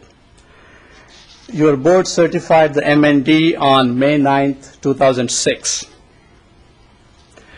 To address concerns expressed by some Homemakers residents after the public comment period, the district staff met with homeowners at the City of Moore Park City Hall on September 28th from 7 p.m. to 10 p.m. At this meeting, Supervisor Michael's assistant was there. We had our consultants and the district staff. We explained the project to the residents. There were about 65 people who attended the meeting, and we also responded to questions and answers. Our staff report includes questions and answers at the meeting on that night. After this 3-hour night meeting, the following week, we met with the Watershed Protection District staff and also County Transportation Department staff to discuss some of the concerns expressed by residents of Homemakers. And also Supervisor Michaels sent a letter to the City of Moore Park asking them if the city would allow the district to use the Dallaway access road, which is called buffer zone, I believe, during construction of the reservoir grading operations. We have not heard back from the city. I was told yesterday that that will be going into City Council's agenda sometimes in December. We believe the proposed project will not negatively impact flooding in homeacres.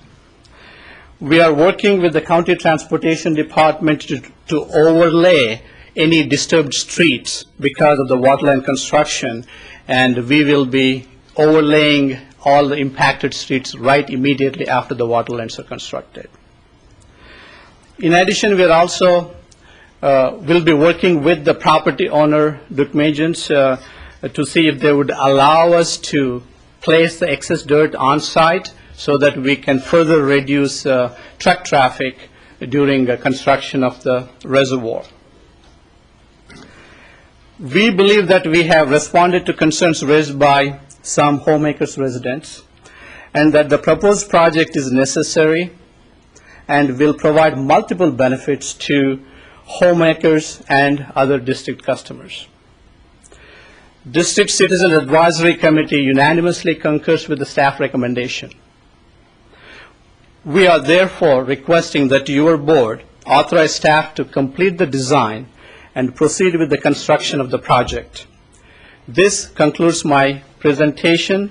We'll be glad to take any questions you might have. Thank you. Thank you, Mr. Collett. I do have some cards. Shall I go to them, and then we'll go to any questions from the board? Our first speaker is Lisa Severy. That's correct. Thank you. And followed by Kim Ramsier. Good morning. Thank you. My name is Lisa Severy. I live at the end of a private road at the end of Hitch Boulevard. Our property borders on the Dukmajian property to the tune of about 400 feet. I did attend the September 28th meeting, and while I recognize and appreciate the efforts made by the Water District to answer some of our questions, I still feel that some of my questions remain unanswered. Regarding the budget, there's $2.2 million budgeted, and I'm wondering if we have all the bids for this project, because I just feel that the $2.2 million is insufficient to cover this project as detailed. When you start talking about land acquisition, grading, the removal of all that soil, putting in a 1,600-foot by 17-foot wide paved road with a drainage system, and a concrete pad for two $1.5 million gallon water tanks. The one water tank that's going to go in now, the water lines, the trenching, the repair of the trenching, and if in fact that the road is now going to be completely overlaid where the trenches are, which is great, and thank you, if that's in fact what's going to happen, that's also going to add, of course, considerable expense. Then you've got the removing of the existing tank, disabling and possible removal of the pump. And we were told that these fees are going to come, or the funds come from hookup fees. Now, when I went on the internet, I couldn't find how much a hookup fee amounts to, but while there is some construction going on in home acres, we were told the fees were actually going to come from our area, and I just don't know how we can get that much money. And so my concern is what happens if the money runs out. Is this project going to be stalled or become very protracted in length? The answer that was to our question at the September 28 meeting is that the funds will be diverted from other projects of less priority, but I'm still concerned about the project funding. My second concern is that no EIR was performed, and wildlife is certainly going to be disturbed by all the activity. And now that we start talking about potentially depositing the dirt on the Dukmajian property to alleviate the truckloads being removed, then that means there's going to be a greater area of property disturbed and perhaps a greater impact on the flora and fauna in our area. So I would like to see the plan as far as where this dirt's going to be laid and how it's going to be graded. Also, we were told that the property could be used by the contractor to lease and park and store their equipment, so then that means even more land is going to be impacted. After 18 months of activity, how long do we think it's going to take before the wildlife returns? Regarding traffic, we're estimating, or it's been estimated that 130 truck trips one way per day for 40 days. So again, I'm very concerned about the condition of the road and what's going to be done, because you think about like Mirasol, the street I go down to vote, and that was in such lousy condition I hated to even drive my four-wheel drive pickup down that road, and thankfully it's finally been repaired, but it was a long time coming. So I want to know who's going to determine the damage on the road and how's this going to be controlled and what judgments are going to be made at the end of the project. There's no sidewalks in Homeacres. The road's barely wide enough for two-way traffic. There's blind corners. I'm very concerned for the people who walk, ride bicycles, and ride horses in our neighborhood. The trucks are going to present a hazard to us, especially when there's open ditches and it gets reduced down to one lane. So I read in the report that a traffic analysis has now been initiated, although there wasn't one performed at the time of that September 28th meeting. So I'm wondering, when will the study be completed, and will we be able to see and be informed of those results?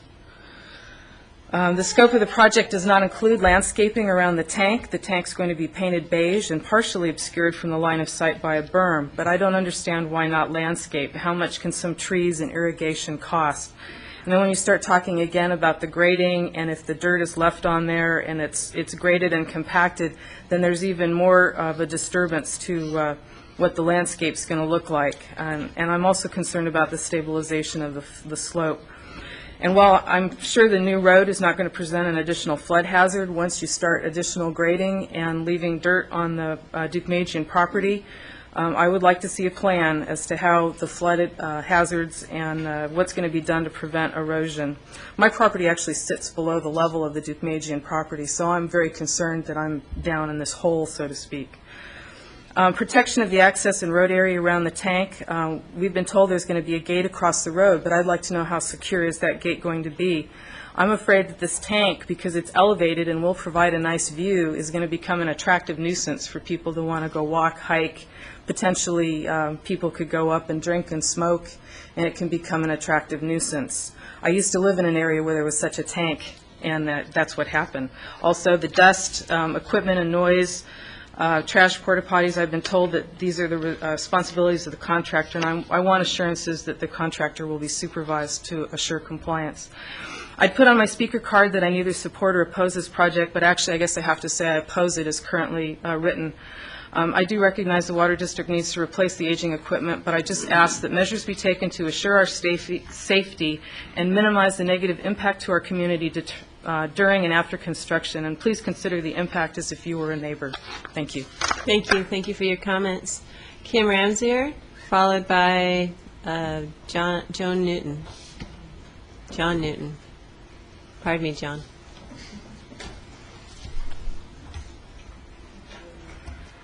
Hi, I'm Kim Ramsier, a resident of Homeacres. The residents of Homeacres are happy that the county is addressing our future water source reliability. We do have some concerns with the reservoir project as it is proposed, as well as some suggestions. Our general concerns are the project is based on master plan needs from 16 years ago. With solar resulting in two major developments being voted down and Moore Park nearly built out, are the present and future needs still the same? The MND is based on environmental data from 2001 and 2002, when we had less than 4.5 inches of rainfall. Moore Park's average is 13.11 inches. In 2005, we had 34.01 inches. The project is based on land use in 2001. Since then, the hillsides south and west of Homeacres, which drain into our yards, have been denuded and planted with avocados. Last year's rain maxed out our existing drainage system, and many more acres have been cleared and planted this year. The county was told the original preferred site was unsuitable due to the soil being in landslide deposits. They were willing to look at alternate sites within 1 mile for alternate storage for the district's wells and Grimes Canyon turnout. The county selected alternate site C from the 2001 study for further review. The geohazard map from Fugro West, which was not included with the report in the MND draft, shows alternate site A to be potentially more geologically sound and safer to its nearby residents, as well as potentially less expensive to mitigate. No geological reports on alternate site A or B have been located, but would have been made public had an EIR been done for the project. I want to say that the information that I'm reading is all footnoted at the end with references to the mitigated negative draft, final, which I will be giving you a copy of. Most of it's quoted in the final draft. Concerns with alternate site C. The proposed site is located upslope and to the west of existing landslides. The granular material exposed in the slope to the west appears to be easily erodible, and evidence of surface failure of the slope face was noted. Approximately 15 residences are immediately downhill and downstream from the proposed site on Hitch Boulevard. Construction of the tank would require cut slopes with 2 levels of embedded terrace drains, down drains, and reinforcement of the base of the slope with excess cut materials. The active Simi Santa Rosa Fault lies approximately 2,500 feet from the proposed tank site with a maximum potential quake magnitude of 6.7. The district proposes to place cut material within the canyon areas at the base of the slope north of the reservoir site. But USGS topo maps show an unnamed blue line stream, potential waters of the U.S., occurring approximately 200 feet west of the proposed access road and north of the proposed reservoir location in that canyon. Regarding slope stability and construction, the expansion index of sampled soil is 72. Soil is considered a hazard with an index greater than 20. The potential exists for unsupported bedding to be exposed in the hillside downslope from the site, and slopes cut for the access road and upslope of the reservoir may expose laterally unsupported bedding planes. It is recommended in the preliminary report to set the tank back 50 feet from the eroded north side and build a stability fill buttress 15 feet deep and 30 feet wide, install horizontal drains in 2 levels below the tank, 200 feet and 150 feet into the slope, radially around the cut slope stability fill at 25-foot centers. Flexible pipeline connections and automatic isolation valves are recommended for strong ground shaking.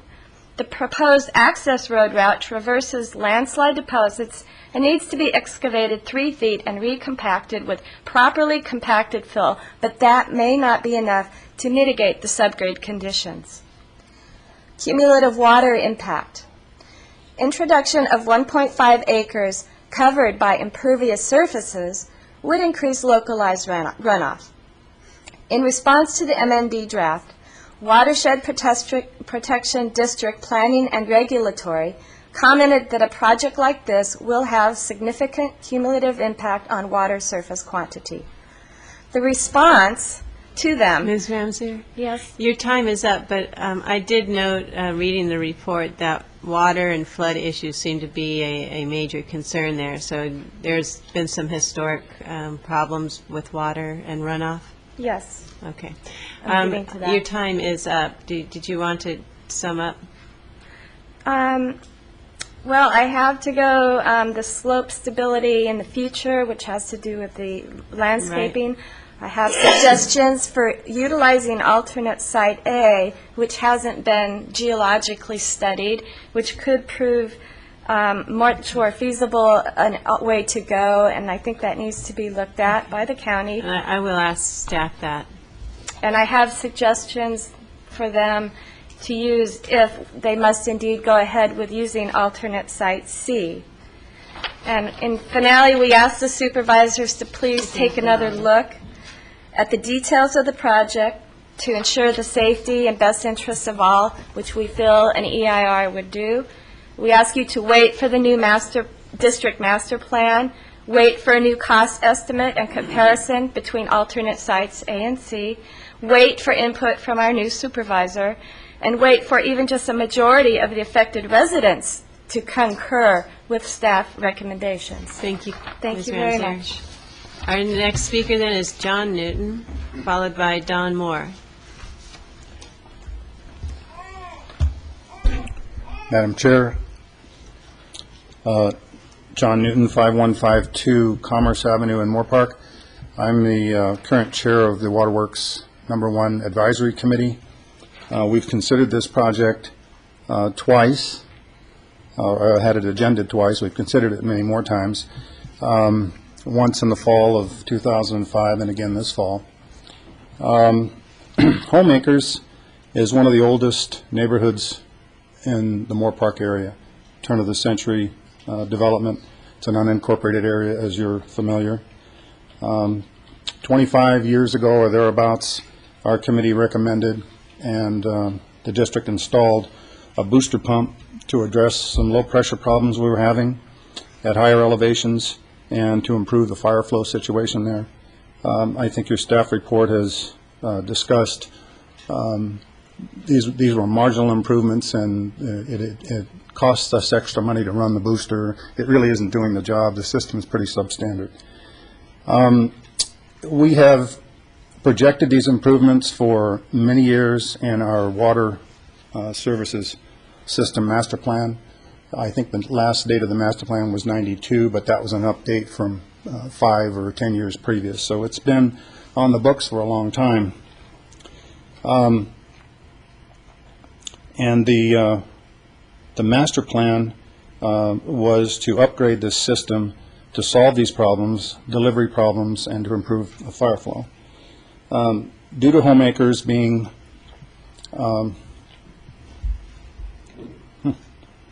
can't read my own writing. Oh, part of the larger waterworks. Thank you very much.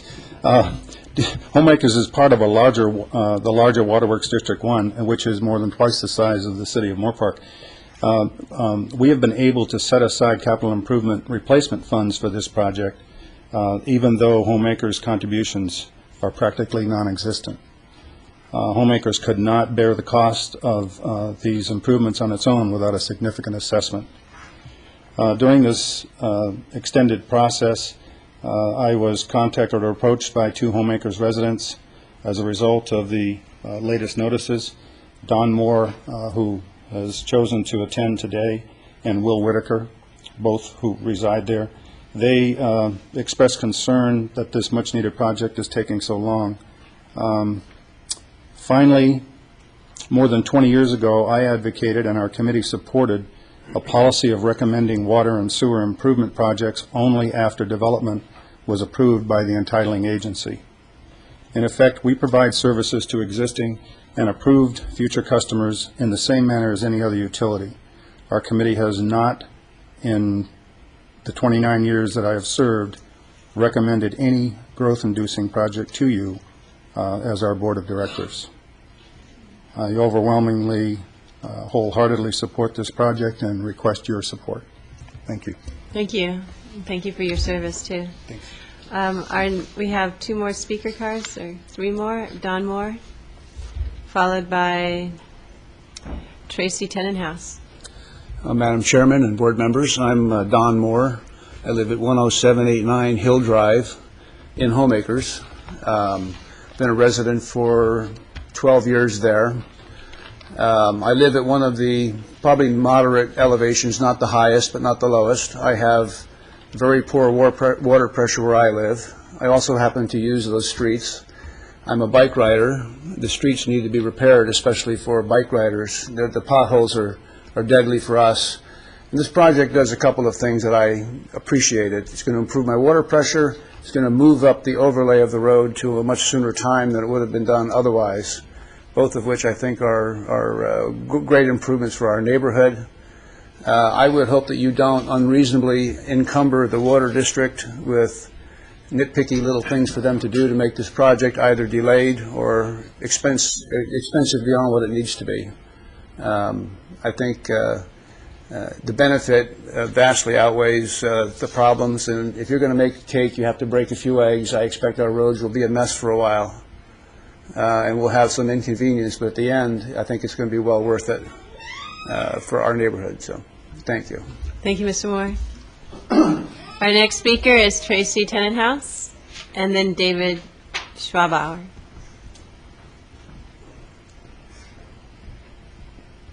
Good morning, and thank you very much to both the Waterworks District and the Board of Supervisors for trying to be responsive to our needs. In talking with a lot of the neighbors, I think one of the main problems was that we were not informed and we were not given the possibility and the opportunity to comment during the public comment period, and I think that's why a lot of this hoopla has taken place now.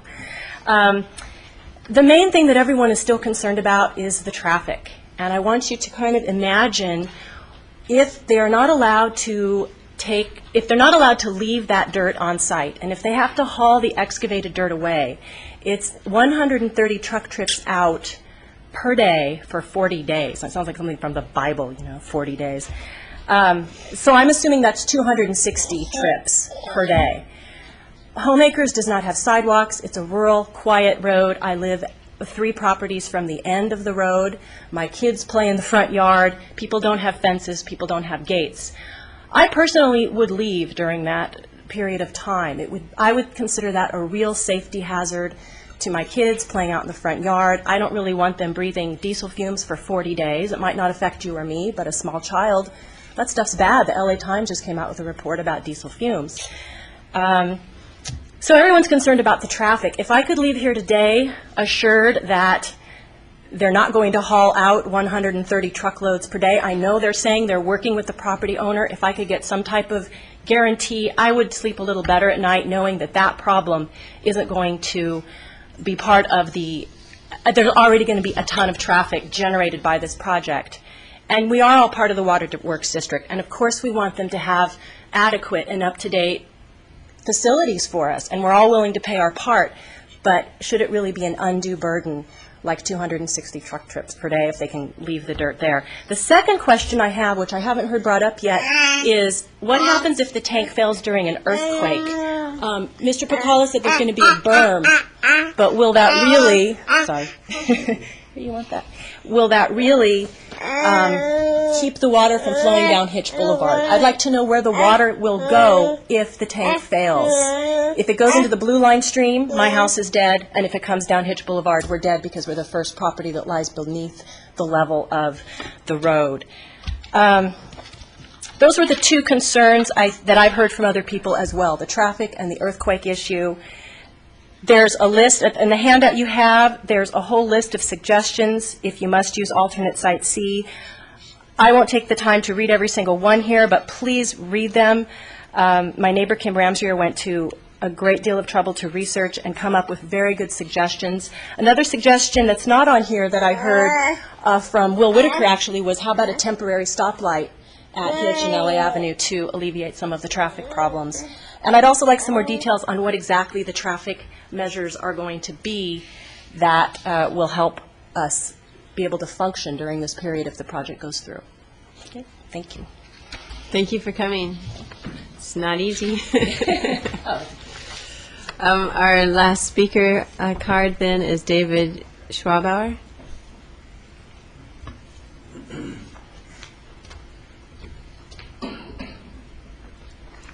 Good morning, Madam Chair and members of the board. Thank you for this opportunity to address you with regards to the Homeacres tank. I am a member of the Citizens Advisory Committee for Ventura County Waterworks District 1. And as a member of that committee, the fiduciary responsibilities therein I take very seriously. And I understand that we are only an advisory committee and that your board is actually the decision-making body. Nonetheless, and I think I can speak at liberty for all the members, they all take the job, so to speak, of being on that committee very seriously and try to maintain a good attendance record and to really help work with staff. With regards to staff, I want to commend Reddy for his work on this project. As a member of the committee, I find his insight on issues and the background that he works on to be substantial and to be very thorough. So I just want to commend him with regards to his work on that. With regards to infrastructure upgrades, that's something that our committee has taken very seriously. I feel it's very important for the district to do its utmost in improving the facilities with regards to issues such as public safety, with regards to fire, as well as quality of life issues such as having increased pressure within one's home. Those are all issues that the committee finds very important, and we strive to work our utmost to improving those qualities for all the members within the district. Thank you. Thank you. That concludes our public comments on this item. Should we have staff respond to the questions that were raised, and then the board can also comment after that? And I think ready if you can't answer all the questions. I noticed that you have backup from yes, flood I do. control and, watershed protection and from transportation.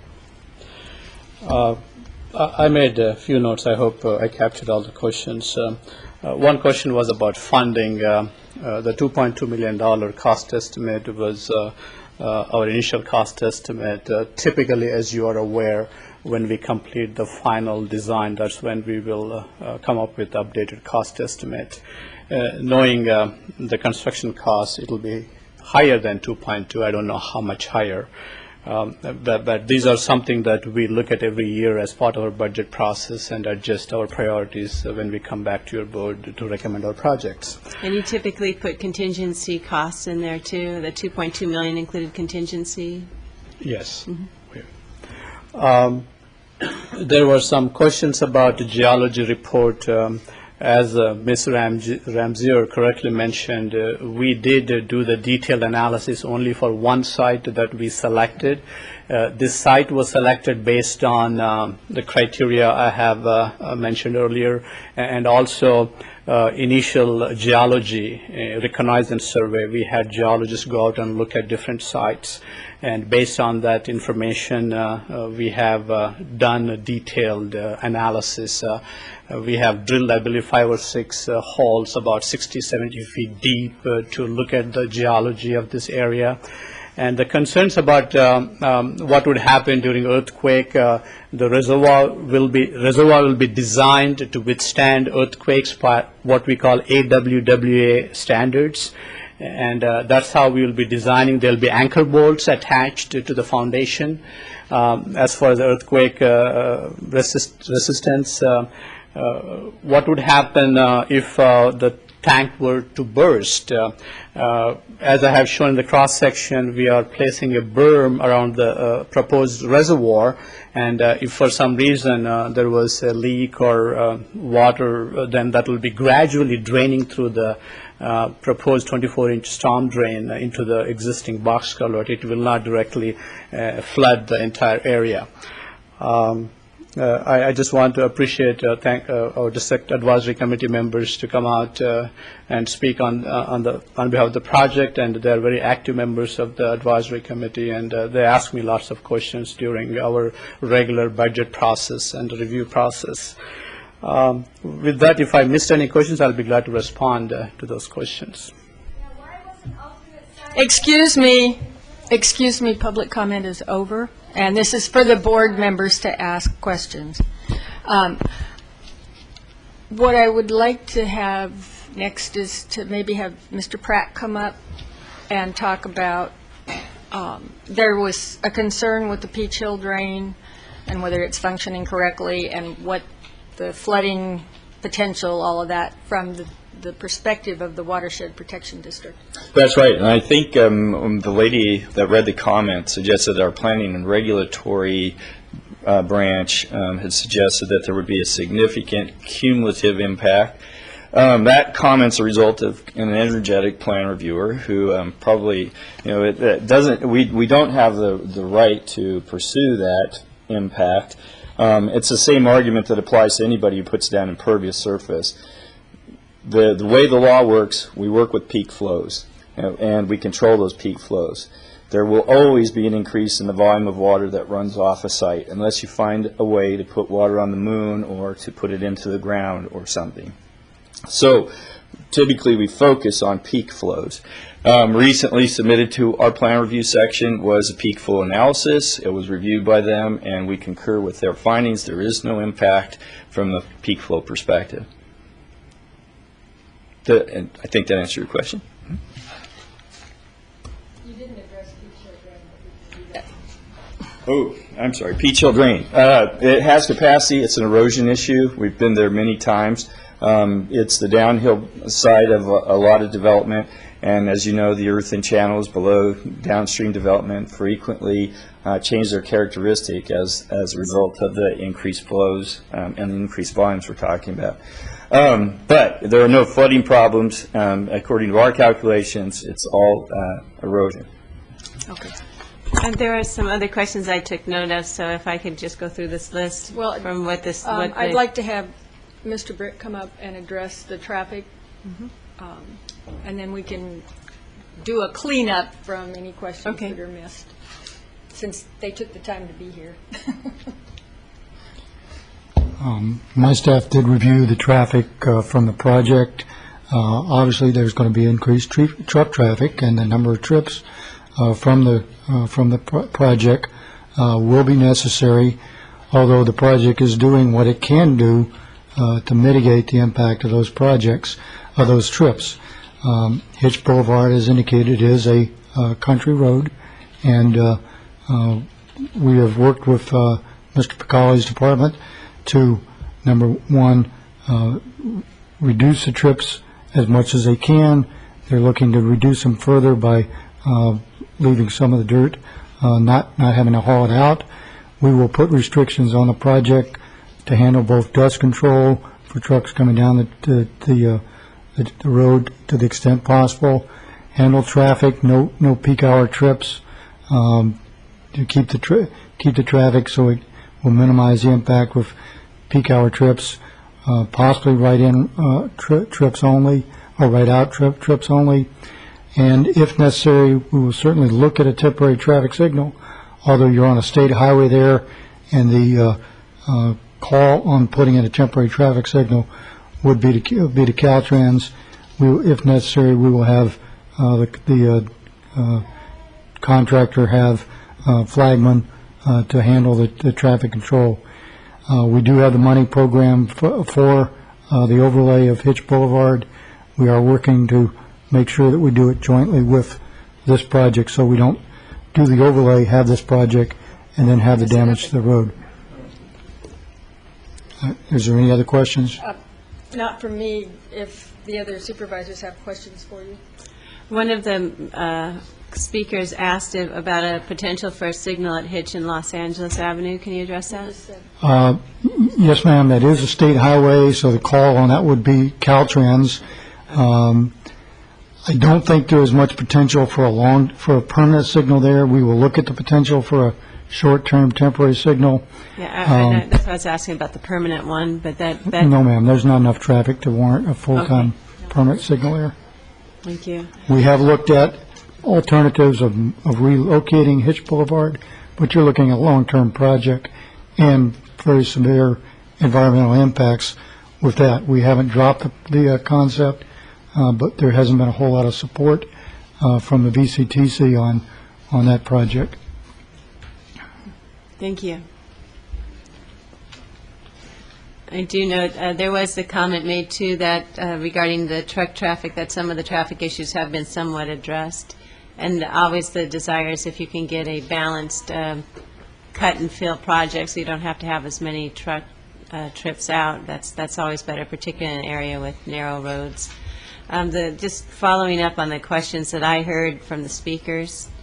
And one of the questions was regarding landscaping and reference to a FUGRO report that discussed that would assist in erosion control. Will there be some landscaping? The proposed project does not include any landscaping other than slope stabilization and hydro seeding of the cut slopes. However, it has been practice of our district to come back after the project is completed and see how best we could landscape the areas. That's what we intend to do. Is the hydro seed, that would be mitigation for erosion? Yes. More questions that I heard. One was a comment about where the fill is going in a canyon. There is a stream. Is there? Well, in our M&D, we have identified that as an option. However, our analysis included the traffic taking the dirt away from the site. We have not really gotten the permission from the property owner to see where we could dispose of the dirt. And if your board were to approve our staff's recommendation today, we will be meeting with the property owner and try to figure out what's the best location on their property that will not impact the existing habitat.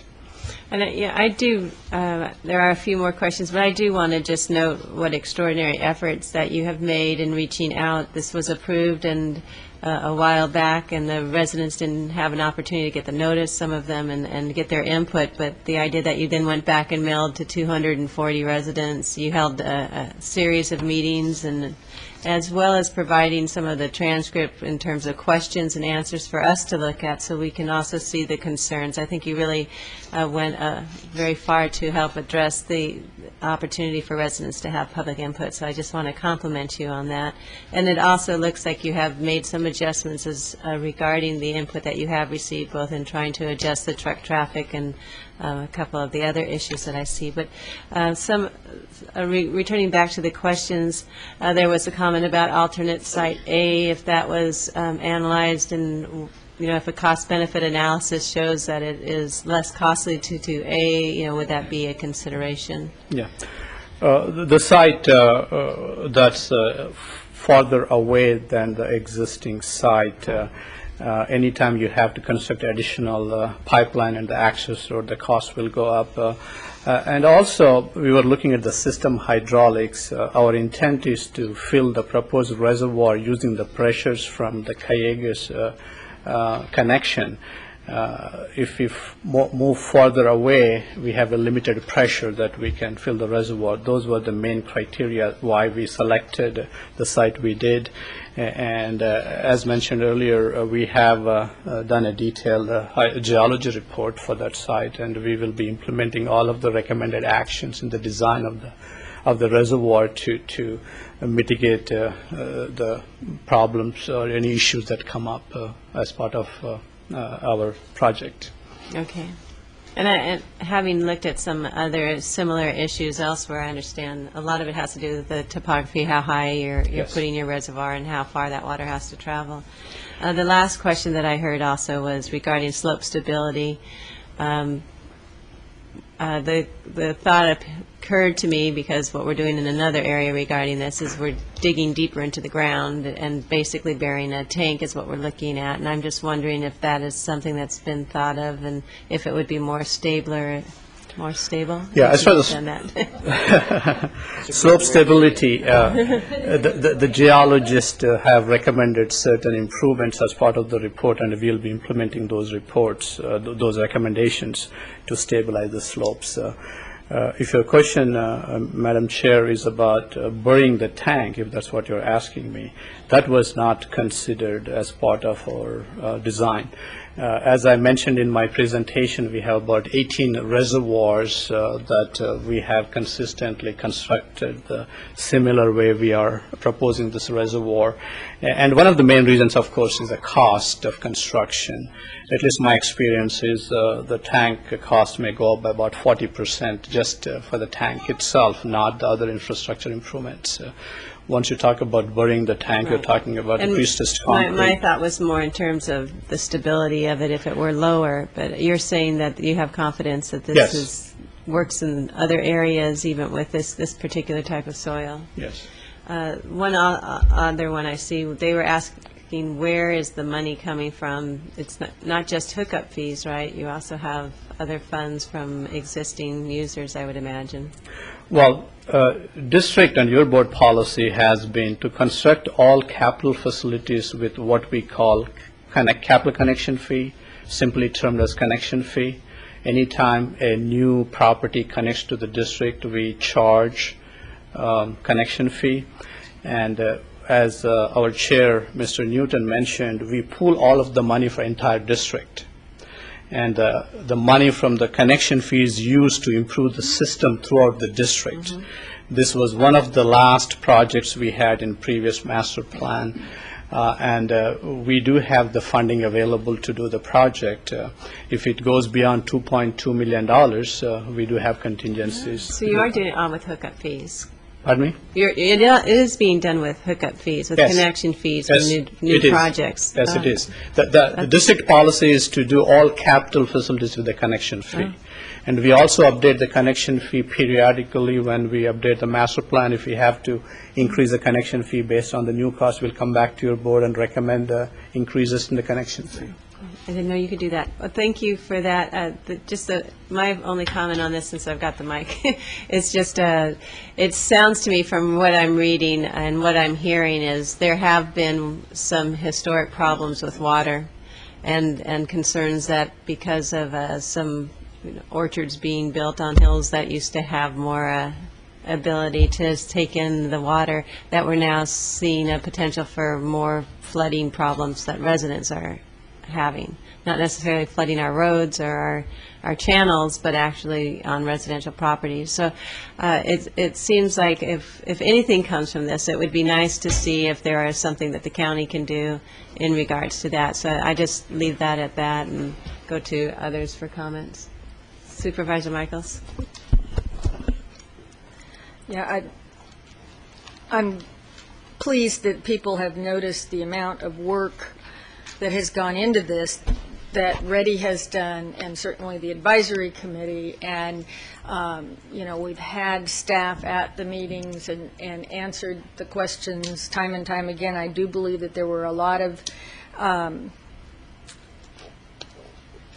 give and take, and what could be given was given, and what couldn't, there's a logical reason for it, and this has been going on for quite a while, but it's been in the plan for a very long time, and anytime you have construction, especially in a rural area, you're going to have inconveniences. I believe that staff has done the best they can to alleviate those inconveniences. The questions that were asked and the concerns that were stated were all good ones, but I believe that they have been adequately addressed to within the ability of the project. I did deliver a copy to, actually, Jared delivered a copy of a request for the city to allow the gate at the buffer zone to be open, which they're very touchy about, by the way, during construction. And Councilmember Harper said that he will take it to the council for consideration. That would greatly help. That's out of our hands. That's strictly a city decision, and the gate has been a tad contentious over the years, so I'm not sure that that's going to happen, but we've made the request, we've explained to them why, and we will be at the meeting when they hear the project. As far as a blue line canyon or channel being filled in, I doubt that our watershed protection district would allow Waterworks District 1 to dump into a blue line. If in fact there is some validity to that statement, it will be reassessed and changed. While I appreciate the concerns, I also have great faith in our technical staff, transportation, watershed protection, and certainly Waterworks District 1, and the engineering that goes into these types of projects. So with that, unless there are further questions, I would like to move approval of the requests of staff, item 1 and 2. Madam Chair? Yes. I'd just like to point out for the record, we do have a replacement board letter, and recommendation number 2 is different from the original. I will read it. Yes, we do. Or can I just say revised? Okay. And for the record, can you read what the recommendation 2 is, the revised one? Authorize staff to complete the design and proceed with the construction of the subject project. And Supervisor Michaels, do you think that we can include in there something regarding looking at some of the historic flooding issues there? No, I don't, and this is why. Okay. Because that is a watershed protection district issue, not a not a Waterworks District 1 issue. Certainly, I think we've made it clear to staff that we have concern. I brought up the Peach Hill drain, et cetera, and I think that watershed protection, that's their role. It is clearly not the role of Waterworks District 1, and that's why I think we've, on the record, made it clear that there is some concerns about flooding out there, and Watershed can look at it in their master planning. And that's what I'd like to see, is to see, obviously it's the right agency with Watershed Protection District looking at it, but we have seen through this process, I think, a lot of concern from many residents that have this one issue, so I see a nodding head, and I think that would help address some potential future issues even. Are there any other? There's a motion on the floor. I didn't hear. Oh, right. I did hear. Okay. Any other comments to the motion? Okay. Just a comment that I would certainly encourage staff to strongly explore, the trying to keep the dirt on site somewhere to really remove the truck traffic issue. Obviously, there's an impact, and that's been addressed, but it's always considered a short-term impact, but it's still an impact. That's all. Okay. Cooperation of the property owner, that is the intent. Thank you. Are there any other comments to the motion, Yeah, I'd just like to make one comment. For the benefit of the people that came down and the benefit of staff, there are lots of times where there's sort of the interaction between, moving parts and trying to get things, done for everybody's quality of life. And I just want to say that and sometimes I'm suspicious of some of the moving parts, okay?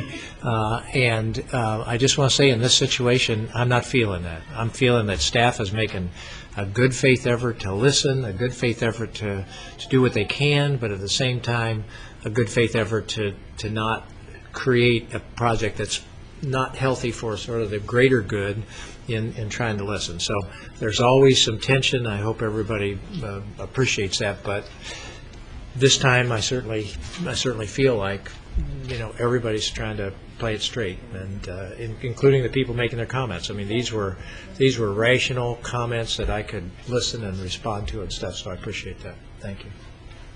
And any other comments? Well, with that, are there any objections to the motion?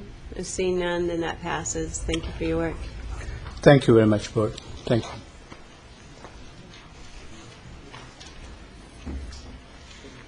We'll go back to our regular agenda. Is lunch back there? Yes. Well, would the board like to go to closed session now, or shall we just finish off the rest of the agenda items? We are, well, okay, let's move forward then, and we'll see how. How fast can staff make their... As fast as you can say, move the motion. Timely for today is item 41, the Human Services Agency. We had a discussion a couple of times this morning about the importance of our in-home support services and the growing need in that. So, Mr. Updike. Good morning, Madam Chair, members of the board, Mr. Johnston. Yeah, I don't have to tell you much more about IHSS and the services it provides. You had a clear demonstration of that today. Why we are coming before you is to request 4 new position allocations for the in-home supportive services social work position. They are the gateway into the program. They are hardworking, dedicated staff. Between 2000 and today, we average about 7.5% increase in the number of clients that we have in the program. We've gone from about 2268 to 3031 right now as of July of this year. So you can see we've had a growth. But like with everything else, we haven't kept up the commensurate funding to make sure that we stay within the contracted caseload standards that have been set up in the Memorandum of Understanding with SEIU. And so that's why we're here today.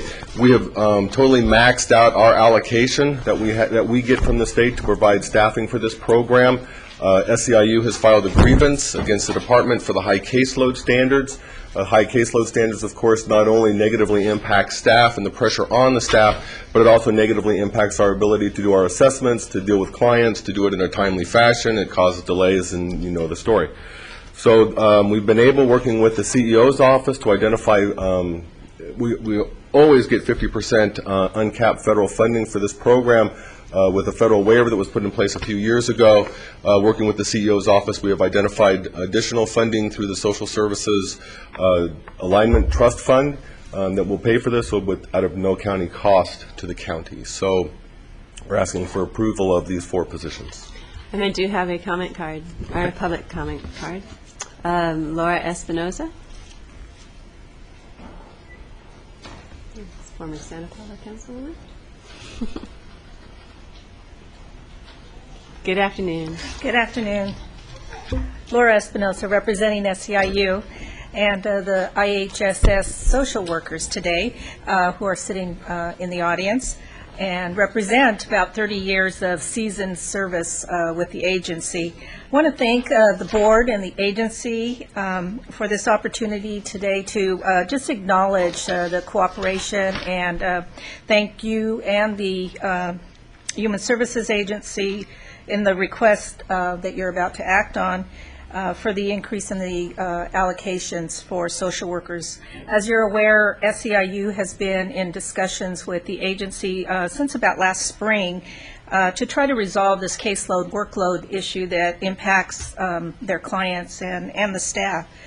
The social workers have expressed and acted with great compassion and dedication to ensure that the clients that you all represent are taken care of, that their needs are addressed. And certainly all the demographics are showing this increase in numbers of dependent care and the elderly population. So in conclusion, just thank you again for your past support, and we ask for your continued oversight of this important program, and also the progress that we hope will come about with future discussions with the agency. So thank you.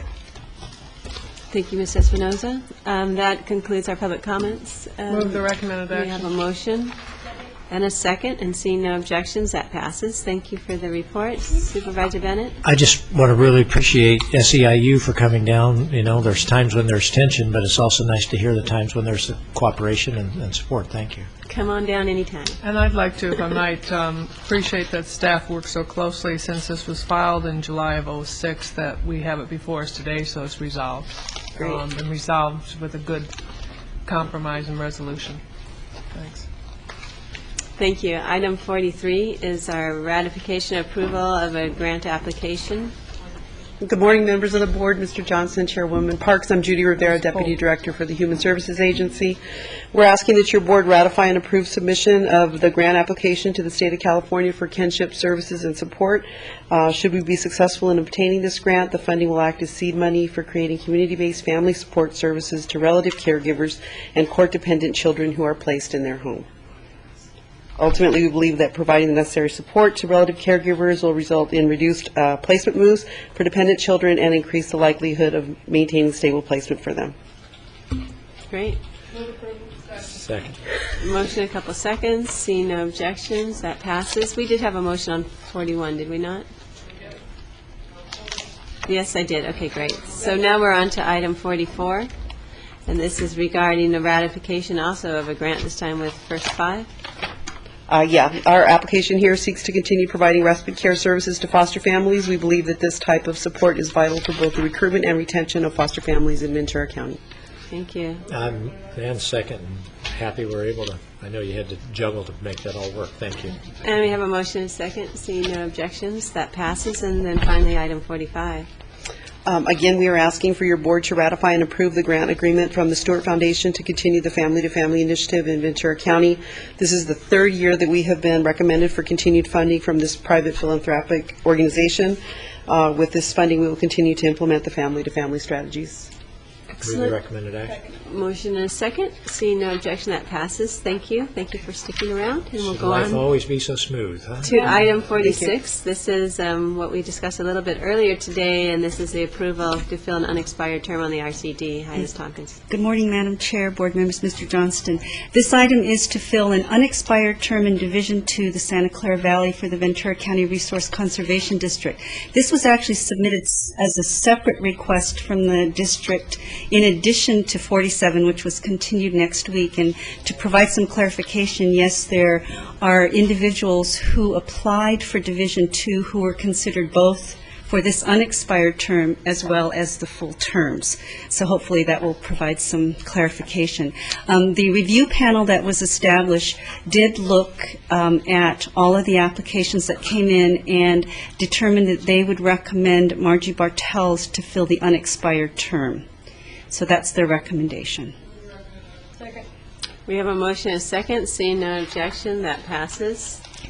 And I would like to see the bylaws, if I could, of this, because it's interesting. It's an unusual committee in terms of how they choose their membership and how you do elections or in lieu. And It is maybe very- even a district map or a division map, so I get an idea what is South County, what is... I actually requested from the district a map because it is very confusing. I was told this morning that Division 3, the one that Mr. Anderson applied for, is primarily in the Supervisor Michael's 4th district, but it also includes part of an area near Malibu. But they're going to send me a map that shows the outline of Division 3 because it is very confusing. The requirements for Board of Directors eligibility is that either you're a landowner in the division that you're applying for, or you may be the agent. You may represent someone who is a landowner. And you'll note when we bring the recommendations forward to you next week that there are individuals who do not necessarily live in the division that they represent, but they are representatives of landowners. And the individual who was was told that his application was late when it wasn't late, is he still qualified for the division that he's looking at? Well, we're trying to verify that because at the moment, the district believes that he lives within the city of Thousand Oaks, even though his address is Newbury Park. So we need to verify whether or not Newbury Park he's... is in the city of Thousand Oaks. Yeah, and if he is in the city of Thousand Oaks, then he would not be eligible, but we need to find out from him if he owns any land within Division 3, or if he is a representative of someone who owns land in Division 3. And it's the way that the code was written, so... That's why I'd like It's to very look at the confusing. code. And, Yeah. But his employer being Cal State Channel Islands, which is in Camarillo, would that come into play? No, that wouldn't come into play. I don't know, because some of these are ranch managers. Right, ranch or managers, correct. Ranch managers work professors. Okay. Yeah, it's confusing. It is. Well, we're learning. Thank you. And who set this up? The state. Okay, well, there you have it. Okay, our next item on the agenda then, I believe, is item 48, and we have a revised item. Yeah, you have a revised last page of the attachment that you should have received on the rates. What's before you is the retiree health benefit plans and rates. As you recall, we came with the package for the active employees, and following that is our retiree package on there. Just to briefly go over really quickly, it's kind of separated into two main segments. We have a post-65 population and group of medical plans, and we have pre-65, which we call the early retirees. That group is clustered, the pre-65s are clustered with the active contracts that we've already negotiated. This is just showing the rate breakouts that we charge them on a monthly basis in a tiered structure, and also describes what the impact is to the active population there. The second group is our post-65-year-olds, and that's where we get into our Medicare products, and that's where it starts to get confusing. But we've offered a number of products through the Health Net, Kaiser, and so forth as supplemental plans, as well as replacement plans for Medicare, in order to offer them a wide range of variety, as well as different options that they can go for. In the past, we had Pacific Care, and that was known as Secure Horizons plan. They offered a submittal to us, but added new conditions that we've never had in the past before, of being the only exclusive Medicare provider and some other things that we did not accept. And so HealthNet and Kaiser came in with a package in order to satisfy the Medicare product. Now that is 100% self-paid, meaning that the retirees pay 100% for those medical products. We just group them together and offer it as a group package to give them a discount in that package. The situation that we have, and there was an article of us in the paper today, if you recall, about Kaiser and us going with them. We are still in contract negotiations with them on that. There are some legal issues that they are not complying with the standards of contracts that we would write normally, and so we're still in that with them. So it still needs to go through the legal sufficiency and legal aspects before we ratify that contract with them. So, but what's before you is the initial start out of these Medicare products as well as the retiree packages, so we can get the information out to our retirees so they can make selections for next plan year in that. If that wasn't confusing enough, I'll entertain any of your questions that you may want. Any questions? Yes, Supervisor Michaels? No question. I was going to move the recommended action. Great. We have a motion and a second. Seeing no objections, that passes. Thank you for your work. Yes, Mr. Johnston? Sorry. I'm just going to make a Supervisor. comment that this is all a fairly big deal. It's going to get bigger over time. Go ahead, Mr. Johnson. My comment, and I haven't thought this through, so it may be inappropriate, but when I picked the paper up this morning and said we were supporting or endorsing a particular product or a carrier, the way in which it was characterized on the Kaiser, we weren't against Kaiser when they weren't in, and we're not for Kaiser now that we've got them in. We simply analyze the products that are available to make available to our employees, and we bring them forward if they meet those standards.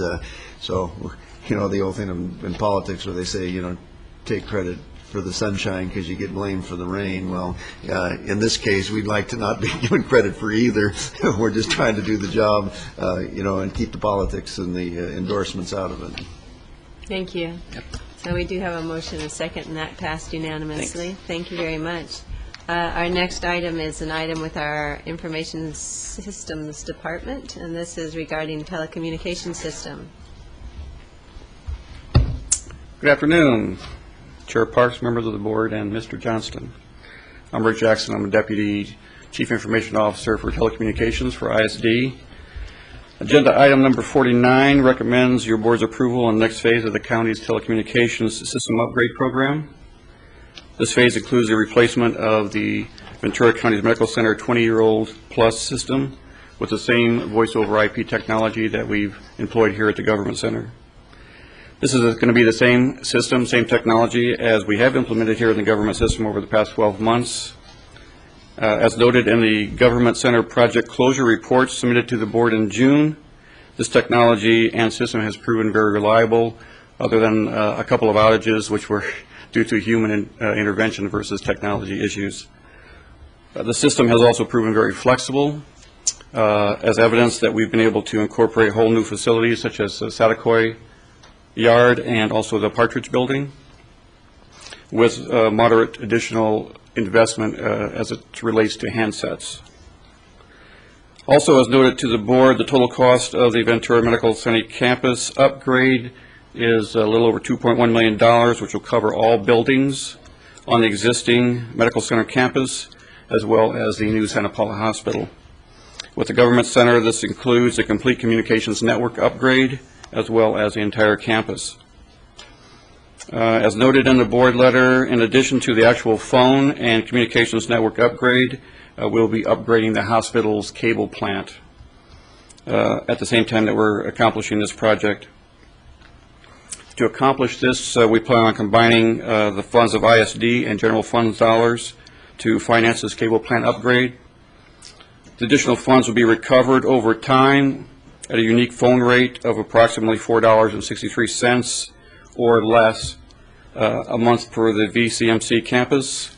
Now, this rate is going to be dependent on the final cost of the cable plant upgrade. At this time, we are estimating that to be $700,000.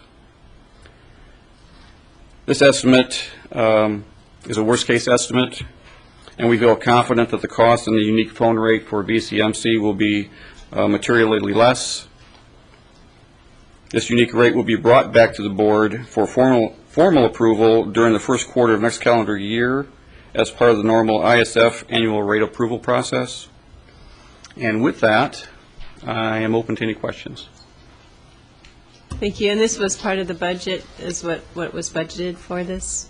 This is slightly over, I think it was budgeted for $1.9 million. Thank you. Do we have any comments or questions on this item or a motion? Move approval. We have a motion and a second. And see no objections, that passes. Thank you for the report. Thank you. Yes. And our next item then is our Public Works. Mr. Britt, I can tell because he's getting up and coming before us. The Butch agreement. Britt, Public Works Agency. This is a fairly simple item, other than it does give us an opportunity to work cooperatively with another agency, which is somewhat unusual for the Transportation Department, so we're pleased to do that. County Council has asked me to read two comments into the record for your board's consideration prior to making a decision. First, this item does require a 4/5 vote. We had 4/5 on it originally, but somehow during the review process, it got dropped. That's my fault. So please, I'm hoping for a 5/5 vote, but it does require 4/5. And second, a change order of this large, a percentage above the original contract bid price, would normally not be allowed by the Public Contract Code. However, there is legal precedent that where the public exigency requires and public bidding would not be expected to result in a different result, that an elected legislative body may authorize such a change order. In this case, we have winter weather imminent. This gives us an opportunity, working cooperatively with the school district, to mitigate a long-standing drainage and safety concern at this high school. The contractor has proposed to do the job essentially at the unit prices that have already been competitively bid, and his bid was the lowest price for this work. He's already mobilized on site. If we went out separately for another contract and public bidding, there is no reason to think that we would have a different result. With that, if there's any questions, I'll be glad to answer them. I'd just like to compliment you and Oxnard Unified for coming together and chipping in for the safety of the kids that will now be able to ride bicycles in a safe lane. So that's wonderful to see, and it's a good example. It should be emulated elsewhere. And we sure need to, I'm sorry. Yes. We sure need to expand our bike lane network in the county, so this is a good step. Having a child who attends Rio Mesa, this is a much-needed improvement in this area.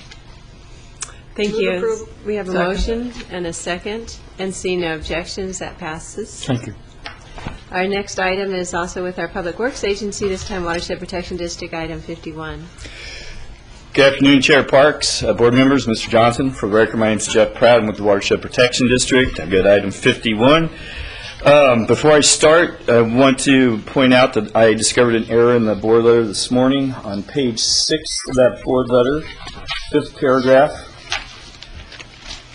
There is an amount of net fund balance for capital across the zones. It says $6.17 million. That number should be $61.7 million. And that will be the difference? Yes, it is. That will be the subject of a board meeting in December, as you'll see in the presentation I'm about to give you. A little background: in the recent past, the Watershed Protection District has found itself in possession of $14.2 million in unallocated and unrestricted funding. Unrestricted meaning that it could be used for any valid district purpose anywhere within the district boundaries. So that is all of Ventura County with the exception of the Channel Islands.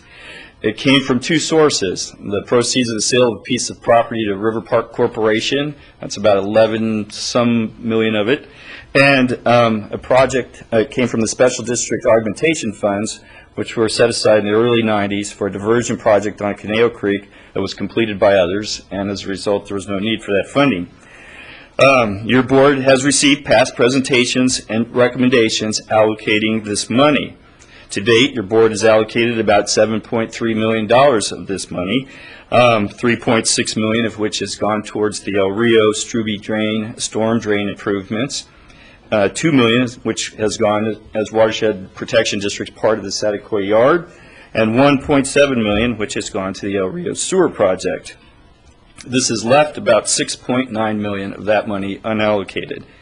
Today, we are here to request that your board approve an additional $1.73 million of this, or an amount of $1.73 million out of this unrestricted funding to use as a match toward a recently awarded $5 million Matilahaw grant.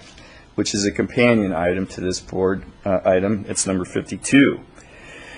Prior to coming here, Watershed Protection District engineering and fiscal staff have completed an analysis of district needs based upon, among other things, our watershed planning efforts to date, which have been underway since about 2002, and their resulting needs analysis, our review and analysis of our CIP delivery system, a review of our fiscal constraints and our level of service projections for the future, and a stakeholder review of all of that information, that preceding information, and the input they've given us, and of the recent posture adopted by the feds and FEMA as regards disaster recovery. Contained within the board letter presented today are preliminary conclusions on recommendations on the allocation of the remaining unrestricted funding that will be made to your board at a board workshop on the Watershed Protection District in December. They are presented at this time to give your board the new context in which we're making today's recommendation. This is a context much different than the context under which previous recommendations were made. A major upshot of this changed context is that the Watershed Protection District no longer recommends providing funding for the El Rio Sewer Project from this unrestricted pot. Instead, Watershed Protection District is likely to recommend the allocations represented in the table on page 7 of your letter during its meeting in December. At this time, those are deemed by the Watershed Protection District to be the most pressing Watershed Protection District needs. Today's presentation and recommendation, however, only appropriates money for the Matilaha grant match. Final recommendations on the allocation of the remaining $5.2 million in unrestricted funding will be made during that December workshop. With that, I conclude my presentation and ask for your board's approval of the $1.727 million for use as a match for the approved Matilaha Consolidated Grant, approved by the State Water Resources Control Board, that is. May I answer any questions? You have some questions, Supervisor Flynn? Going to page 7, we're not acting on these today. That's correct. But they are listed. Yes, they are. For Zone 3, the Lang Ranch arbitration award, were there any other monies considered for that other than the money derived from the sale of property in El Rio?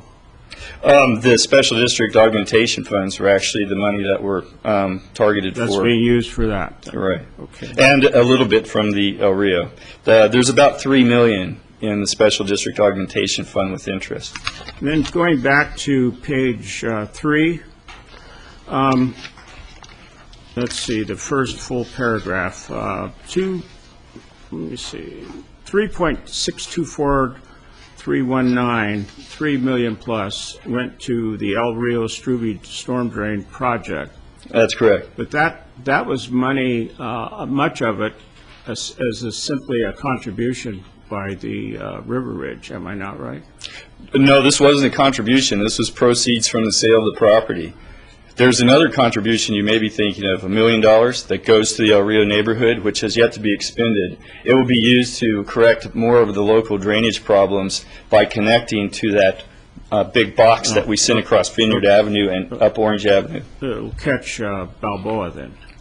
I believe so. That's a Butch Brick question. Because that was the original concept. Right. Now, going back to the are we on number 52 also, both of them? That's just 51, okay. You know, there will be matching contributions also caused by the applications for money for the El Rio Sewer Project. That's correct. I understand that there's $700,000 that will be sought soon, $700 matching funds for a grant that was recently preliminarily approved by the State Water Resources Control Board. There really should be 2 grants coming. There's another grant in the IRWM, the Integrated Regional Water Management Plan, that hasn't been approved yet, that if it were approved would require a $333,000 match, as I understand it. Okay. Okay, my other questions are on the next item. Any other comments on this? I'll go ahead. Go ahead if you have comments. No, I do. Back to Lang Ranch. This was the dam that was built there. The contractor ended up in arbitration with the county, and the county was, so far, the arbitrator just settled with the $3.6 million, I think, that was the county's share to be owed to the contractor. $2.9 million was what the arbitrator made a final decision on, and the Lang Ranch attorneys for the contractor came back and asked then that another $700,000, round numbers, be used to pay the interest on the $2.9 million that they felt they'd been owed for some time. So at this point, that $700,000 hasn't been a final decision by the arbitrator, but we're recommending that it be set aside based on advice of county council. The advice goes thusly: if we don't set it aside and your board decides to challenge that award and we lose, we end up paying interest on that amount again. If we do set it aside and you decide to challenge and we lose, interest won't be owed, and if we win, interest will be owed back to us. So the recommendation is to set it aside at this time. And then just also looking at that area, Zone 3, we ended up with a dam that nobody wanted out there except for, well, anyway, that a lot of people were opposed to. And on top of it, we're ending up having to take money that we could be using for, there's a wetland out there that'd be great to be able to purchase and preserve, and those funds can be used elsewhere in a lot more beneficial way. So I just feel like it's a double whammy. You get the dam, you lose all the money, and you can't do some positive projects, which I see happening in the other areas. You're using part of that augmentation fund from the Creek Diversion Project, and those funds also could have been available for other good things. So I'm just voicing my frustration that we can't be using $3 million or $3.5 million to actually do some good instead of trying to clean up past mistakes as I look at it. Okay, I got my 2 cents in. Mr. Johnson, did you want to comment? Yeah, let me add 2 cents to your Yes. 2 cents. In addition to that problem that we inherited, or I guess we walked into, when we received the notice. You seem to have inherited all our problems. Yeah, well, Some of them were involved. Some we of us were received a involved. notice some were asking not. for restitution out in your neighborhood of Thousand Oaks.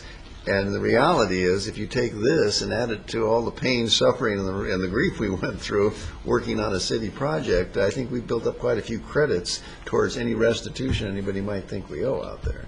This just adds to the... Yes. Well, certainly this was a project that a developer built a project and somehow managed to get the county to build the project using the mellow roofs from the residents there, and that wasn't sufficient funds, so we had to put in more money to build it than the amount of money that was available, and on top of it, ending up having to pay, get sued over it and losing.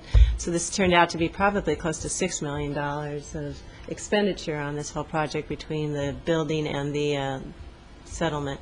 And this settlement issue will come back to the board to decide whether we want to go to court. Is that right? In closed session, as I understand it, after the arbitrator makes his decision on the interest, we'll be coming back to see you. Okay. So, do we have a motion? Yeah, so on a happier note, I'd like to, on a happier note, because we're not voting on the Lang Ranch at this point in time, we're only voting on the Matilda Dam part of it, I'd like to make the motion to approve the recommended actions here. And another positive, it's nice to have the funds available to do that. Well, So, we have a motion and a second. Seeing no objections, this passes also. Item 52. The next item on your agenda probably doesn't need any explanation. It is the request for your board's approval of acceptance of the consolidated grant. It's in the amount of $5 million for a total project dollar pot of about $6.7 million. That money will be used to start implementing the removal of Matilha Dam.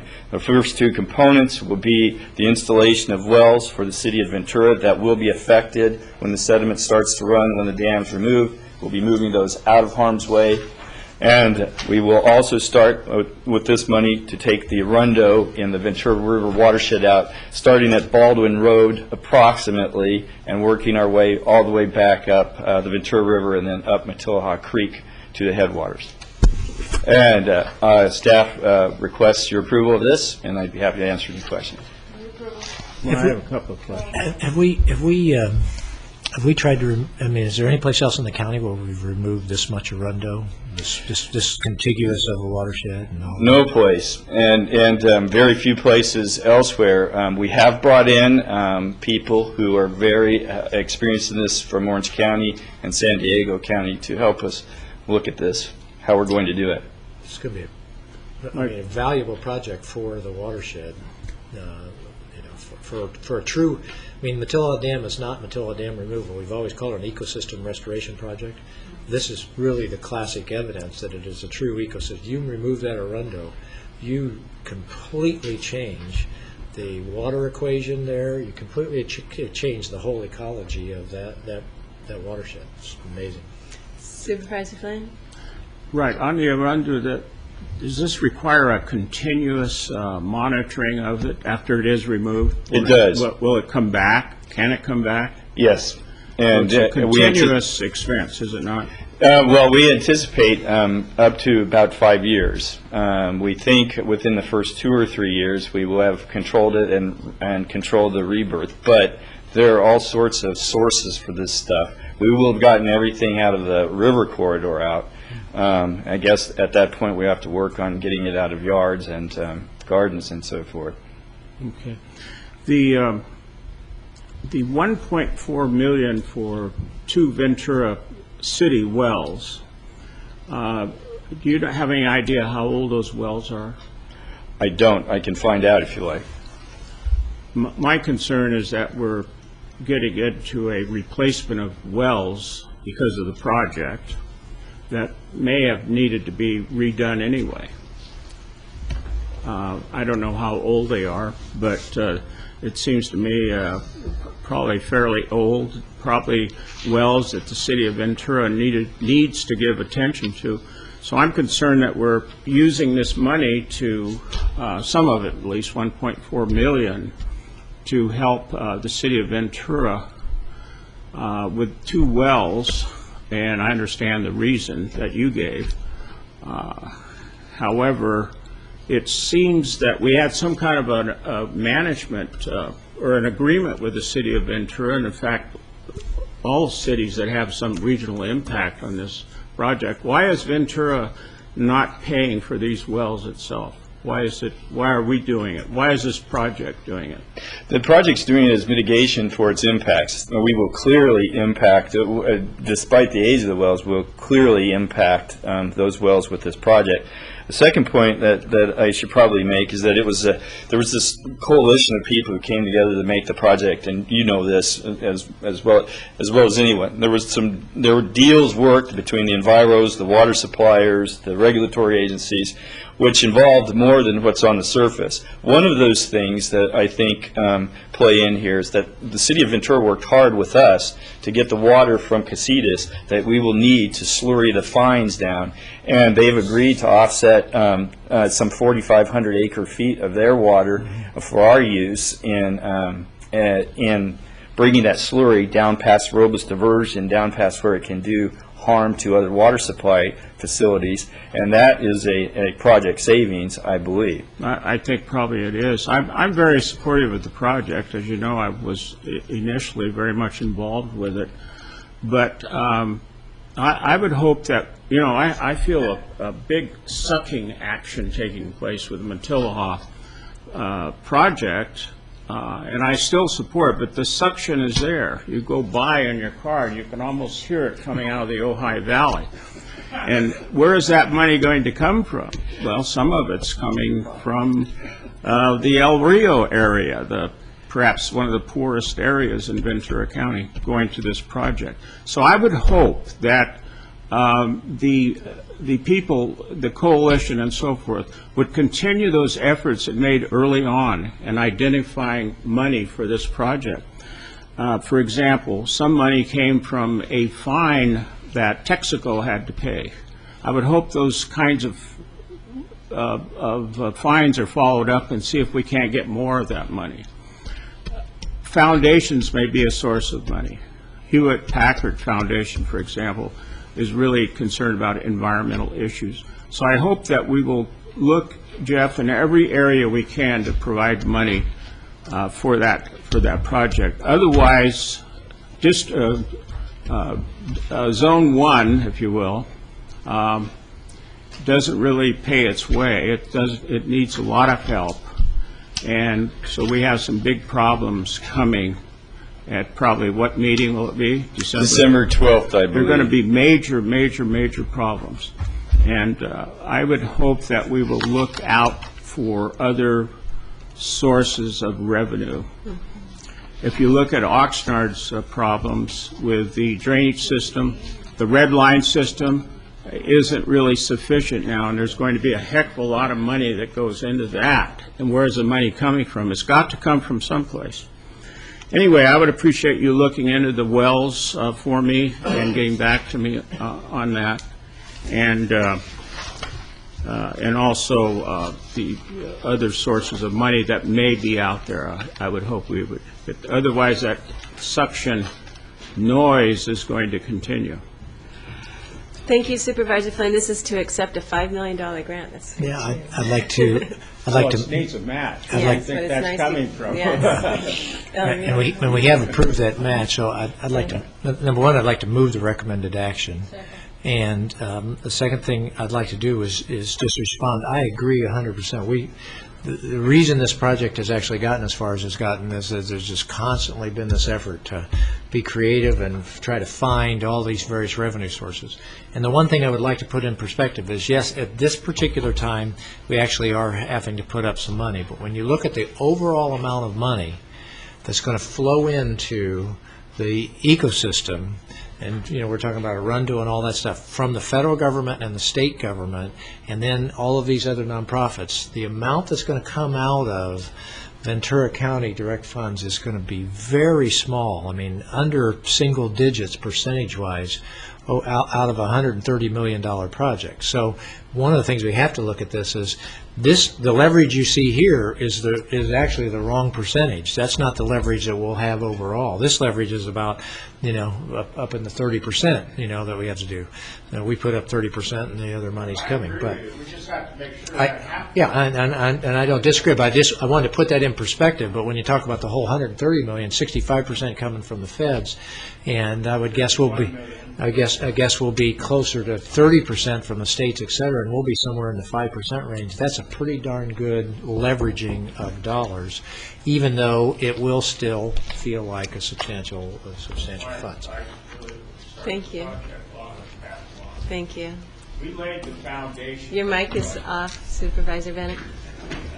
All right, we have a motion and a second, and seeing no objection, that motion passes. Thank you, Mr. Pratt, for your presentation. Madam Chair? Yes, Supervisor Long? I agree with the receive and file, but one comment, and I know I stand between us and lunch here, but I inquired of our hydrology division questions regarding the Santa Barbara Public Works letter that talks about seeding because of concern with the day fire.